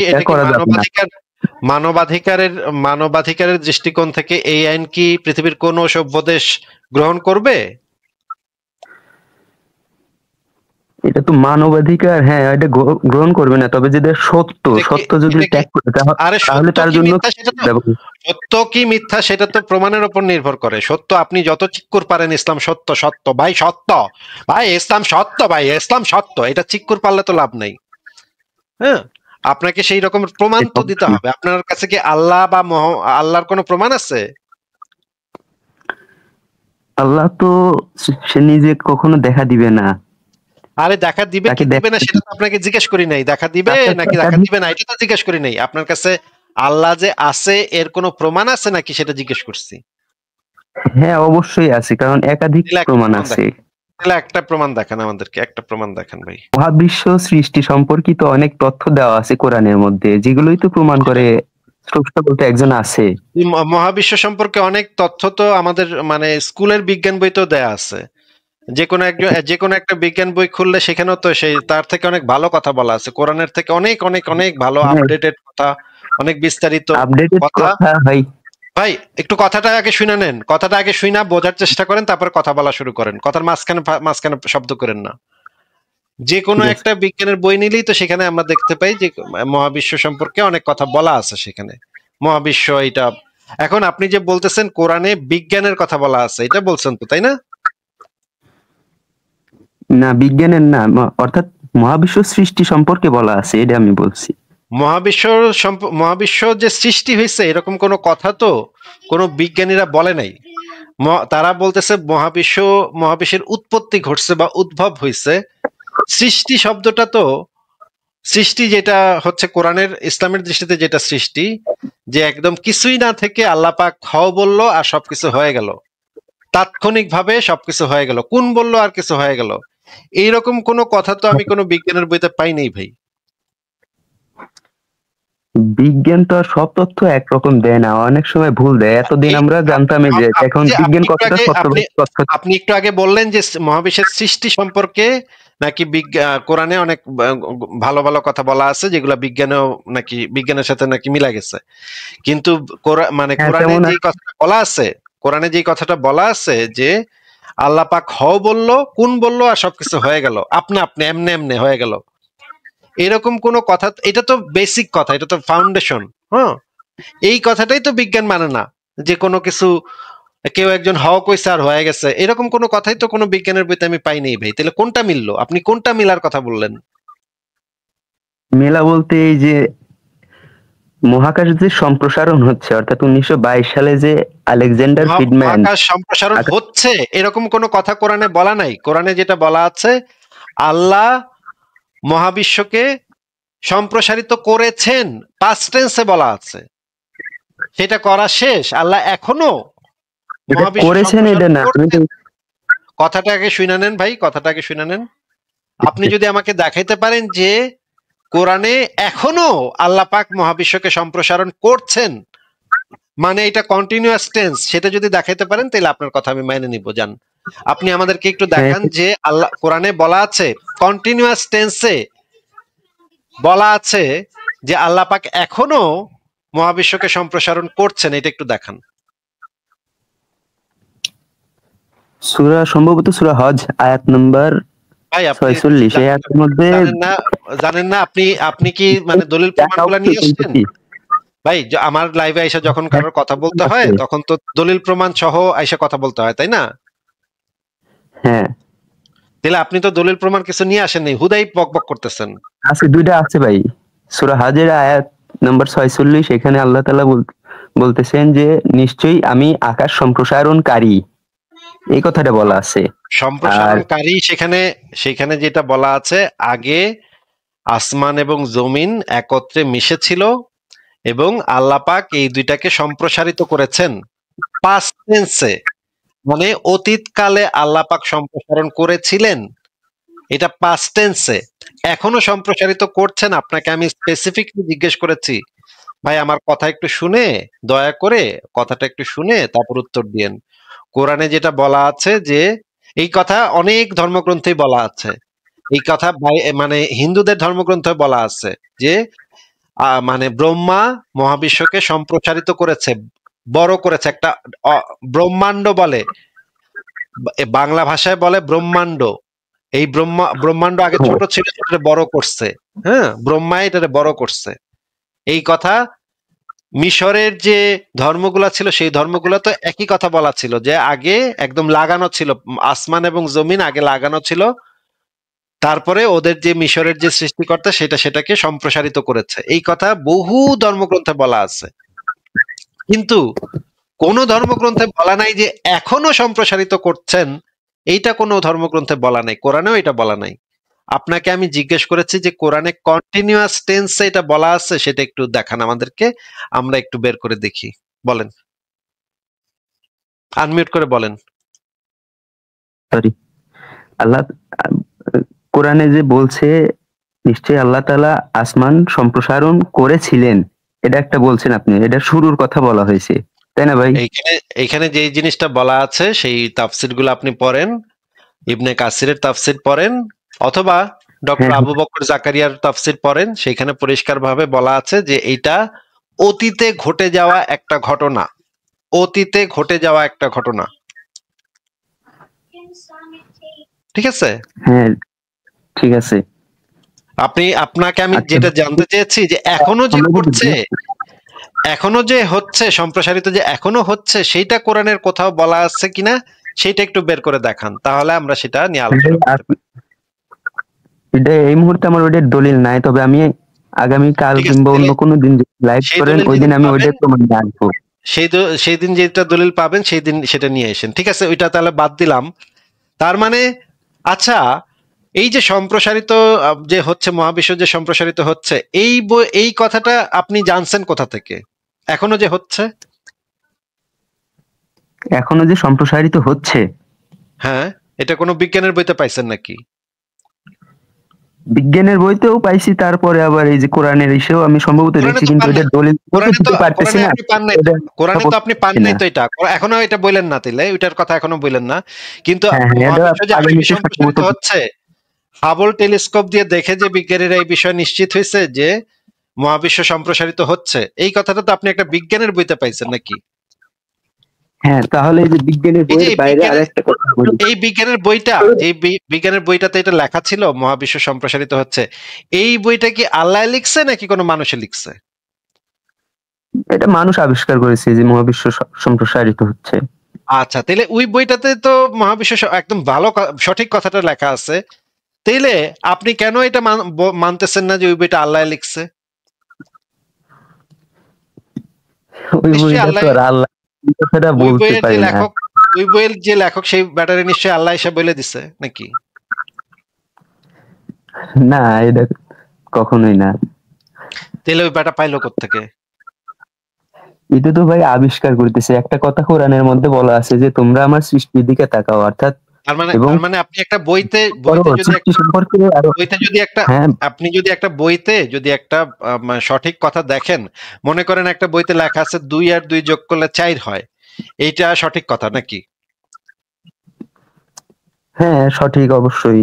এই বইতে 2 আর 2 যোগ করলে 4 হয় লেখা আছে, এই থেকে কি আমরা এই সিদ্ধান্তে উপনীত হইতে পারি যে বইটা আল্লাহ লেখছে?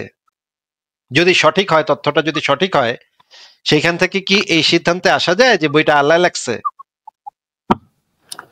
না, অবশ্যই। নাকি আমরা নাকি আমরা ওই সঠিক তথ্যটা থেকে এটা বুঝতে পারি যে এই বইটা যে লেখছে সে হয়তো কোনোভাবে হিসাব নিকাশ করছে বা কোনোভাবে জানছে বা কোনোভাবে এই জিনিসটা পর্যবেক্ষণ করছে, গবেষণা করছে বা কোনো না কোনো ভাবে সে এই জিনিসটা জানছে। আল্লাহ যে তারে জানাইছে এটা তো আমরা মনে করি না কখনো, তাই না? নাকি আল্লাহ তারা কয়ে দিচ্ছে কানে কানে, এটা তো আমরা কখনো এটা মনে করি না নাকি? জি ভাই, কি বললেন? ভাই আপনি আমার কথা শুনতেছেন না, তাহলে আপনার সাথে কথা বলা কোনো শুনতেছি নেই। শুনতেছি না, আপনি আমার কথা শুনতেছেন না, মানে আমি একটা পয়েন্ট মেক করতেছি, কথা বুঝে না, কথা শুনে না, তাহলে এর সাথে কথা বলে লাভ কি আমার? ঠিক আছে, পরের জনকে যুক্ত করি। আবু রায়হান, আপনাকে যুক্ত করা আছে, আপনি বলেন তাহলে। ধন্যবাদ ভাই, কেমন আছেন? ভালো আছে, আশা করি আপনিও ভালো, বলেন তাহলে। জি ভাই, আমি প্রাণীবিদ্যায় অনার্স মাস্টার করছি। তো বিবর্তনবাদ সম্পর্কে যখন কলেজে পড়তাম, ক্লাসমেট কিংবা স্যার তারা পড়তো কিন্তু কেউ স্বীকার করতো না। তো তখন তারা প্রায় ওই ডারউইনের যে সীমাবদ্ধতা গুলো সেগুলোর ধোয়া তুলে বলতে হতো বিবর্তনবাদটা ঠিক না। বর্তমান তো অনেক প্রমাণ বের হয়েছে, বিশেষ করে ডিএনএ হেলিক্সের কারণে। আহ এখন অবশ্য আমি বিভিন্ন ডাক্তারদের সঙ্গে ওঠা বসা করি। তো চেষ্টা করছিলাম যে তারা এই সম্পর্কে কি ধরনের ধারণা রাখে। তো ডাক্তাররা বললে যে শুধুমাত্র ছোট জীবের ক্ষেত্রে বিবর্তন করছে, আমাদের ক্ষেত্রে না।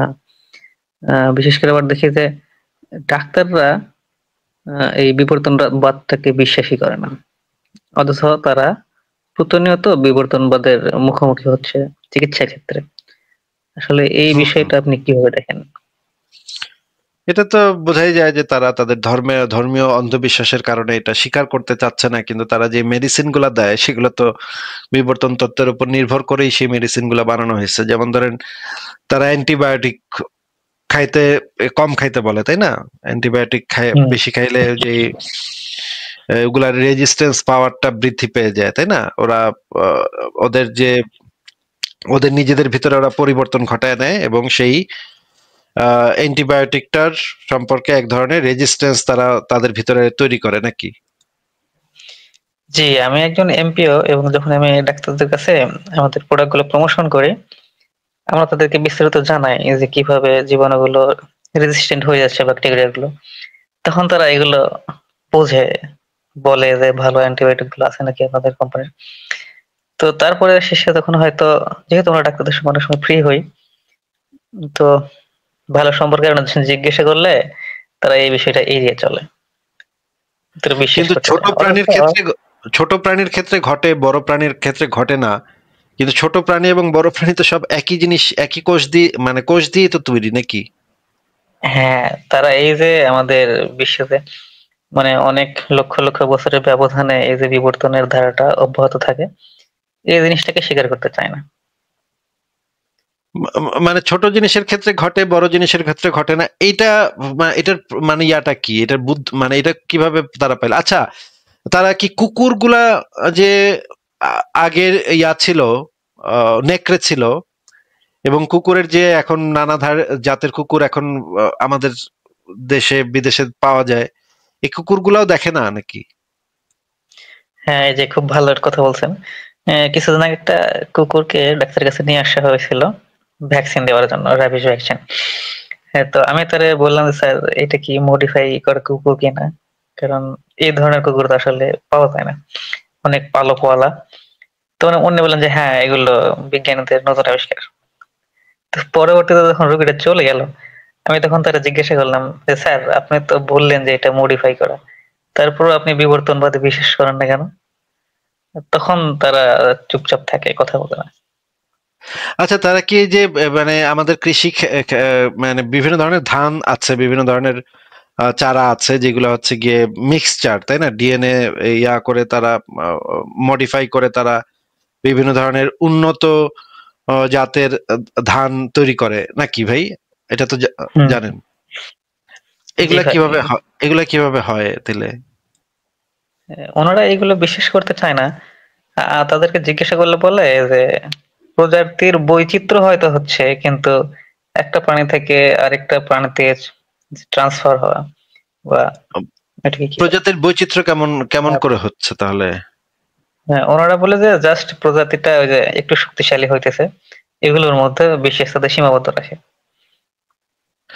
আর তারা কি এক ধরনের যে প্রাণী আছে লাইগার, লায়ন এবং টাইগার, এই দুইটা মিলায় যে এই দুইটার ইয়া করে যে সংকর ঘটায় যে এই লাইগার প্রাণীটাকে ইয়া করা হয়েছে, এই প্রাণীটার তো নাম জানেন আপনি নাকি?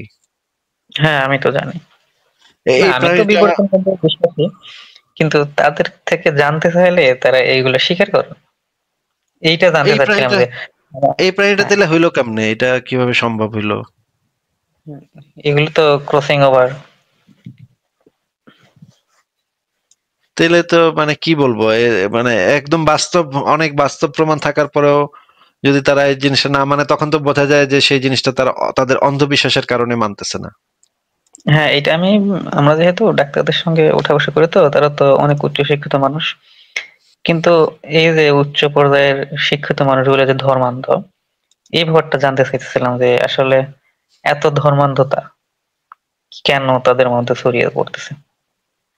এখন ছোটবেলা থেকে যদি একটা বাচ্চাকে এইভাবে বড় করা হয় এবং ধর্ম সম্পর্কে কোনো ধরনের যুক্তি ব্যবহার করতে নিষেধ করে দেয়া হয়, যে ধর্ম নিয়ে কোনো যুক্তি করা যাবে না, যুক্তি তর্ক করা যাবে না, তখন তো তারা আসলে এইভাবেই বড় হবে। ধর্ম সম্পর্কে কখনোই তারা যুক্তিটাকে ব্যবহার করবে না। এটা তো তাদেরকে ছোটবেলা থেকে যেভাবে বড় করা হয়েছে সেটাই, সেই ব্যাপারটা এরকম, এইভাবেই বড় করা হয়েছে তাদেরকে। কিন্তু আমরা তো ইদানিং দেখি যে উম, ধর্মের ক্ষেত্রে তারা অনেক আলেম ওলামারা এই যুক্তি ব্যবহার করতেছে, বিশেষ করে সহিহ হাদিস, জাল হাদিস, এগুলোর ব্যাপারে। আবার কোনটা ধর্মের ক্ষেত্রে যদি এটা সহি হয়, মানে এটা যদি অথেন্টিক কোরআনের আয়াত বা সহি হাদিস হয়, তাহলে সেই বিষয়ে কোনো ধরনের সন্দেহ পোষণ করাই হারাম। কোনো ধরনের কোনো সন্দেহ সংশয় যাচাই করে দেখা, এগুলা কোনো কিছুই হারাম, সবকিছু হারাম। একদম শুধু শুনলাম এবং মানলাম, নাকে দড়ি বাঁধা উটের মতো শুনলাম এবং মানলাম, এইভাবে বিশ্বাস করতে হবে। হ্যাঁ, এটা অবশ্য জানি, কিন্তু ইদানিং একটা দলের সঙ্গে পরিচয় হয়েছে যারা হাদিস মানে না। হুম, তাদেরকে এই যে কোরআনের অদ্ভুত অদ্ভুত আয়াতগুলো সম্পর্কে জিজ্ঞাসা করলে তারা এর ভিন্ন অর্থ করে, মানে নিজেরা যে অর্থ নিজেরা নিজের মতো তৈরি করে, বানায় নেয় নাকি? হ্যাঁ। হ্যাঁ বানায় নিয়ে তারা এই কথাগুলো বলে। পরবর্তীতে তাদেরকে হাদিসের কথা বললে বা তাফসীরের কথা বললে তারা বলে যে সাহাবীদের কথা কোনো দলিল না, এই কোরআনের সাহাবীদের আয়াতে কথা যা আছে দলিল না, হের কথা দলিল নাকি? এইটা তারা বলে। এইভাবে তারা বাহ, টিকে যায় আর কি। বাহ। সাহাবীদের যারা মোহাম্মদের সামনে ছিল তারা দলিল না, 1450 বছর হ্যাঁ, পরে বাংলাদেশের এক মুমিন যে আরবিও জানে না, সে হচ্ছে ইসলামের দলিল নাকি? কত মজা। হ্যাঁ, এটা অনেক এটা অবশ্য মডার্ন মুসলিমদের ক্ষেত্রে অনেকটা দেখা যায় যে তারা সহিহ হাদিসকে অস্বীকার করে, বলে যে না, হাদিসের মধ্যে সমস্যা থাকতে পারে, হাদিস যেহেতু 300 বছর পরে লেখা হয়েছে, অনেক হাদিস সম্পর্কে তারা অস্বীকার করে। অনেক মুমিন আছে তারা আবার কোরআনেরও কিছু আয়াত অস্বীকার করে, কিছু আয়াত স্বীকার করে। তারা বলে যে কোরআনের ভিতরে অনেক ঝামেলা আছে, কিন্তু কয়েকটা আয়াত আছে আল্লাহর পক্ষ থেকে। এরকম আমি মুমিন পাইছি যে কয়েকটা মানে, কয়েকটা মানে না। তো আসিফ ভাই, আমার মনে আসলে একটা প্রশ্নের উকি দেয় যে আমরা আদিমকালে যে ধর্মগুলো দেখছিলাম সেগুলো তো বিবর্তিত হতে হতে এক ঈশ্বরে পরিণত হয়েছে। তো ইসলাম ধর্মের কি বিবর্তন এখন কি চলতেছে? আপনি কি মনে করেন?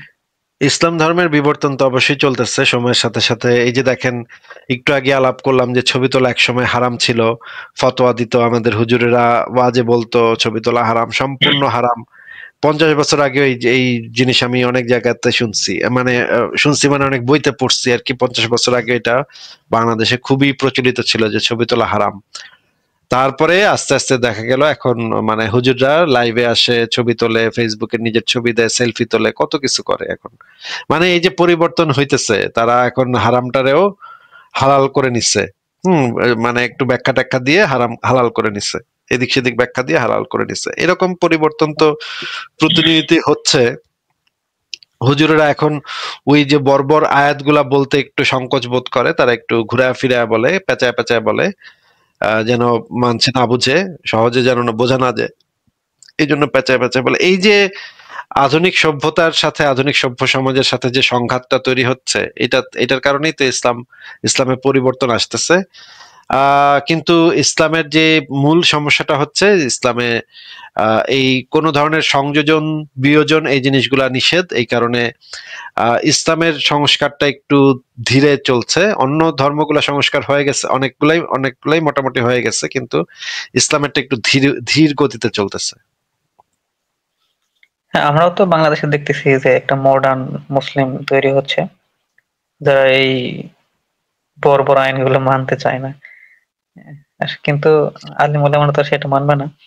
আজকেও দেখলাম মামুনুল হক কেক কাটতেছে, তো ভাবলাম মনে হয় আমাদের দেশেও ধর্মের বিবর্তন ঘটতেছে খুব দ্রুত। ঠিক আছে আবু রায়হান ভাই, আপনার সাথে কথা বলে ভালো লাগলো। আপনি যদি মানে বিবর্তন তত্ত্ব সম্পর্কে আপনার যদি পড়ালেখা থাকে, তাহলে অমিত ভাই আসলে একদিন আপনি যুক্ত হন, সেদিন আমরা আপনাদের কাছ থেকে আরো এই বিষয়ে আরো আলোচনা শুনতে পারি। আচ্ছা ভাইয়া, ধন্যবাদ। আসলে আমার ওইভাবে কথা বলার অভ্যাস নাই, তো সব সময় সব ডকুমেন্ট গুলো মনে থাকে না, এই আর কি।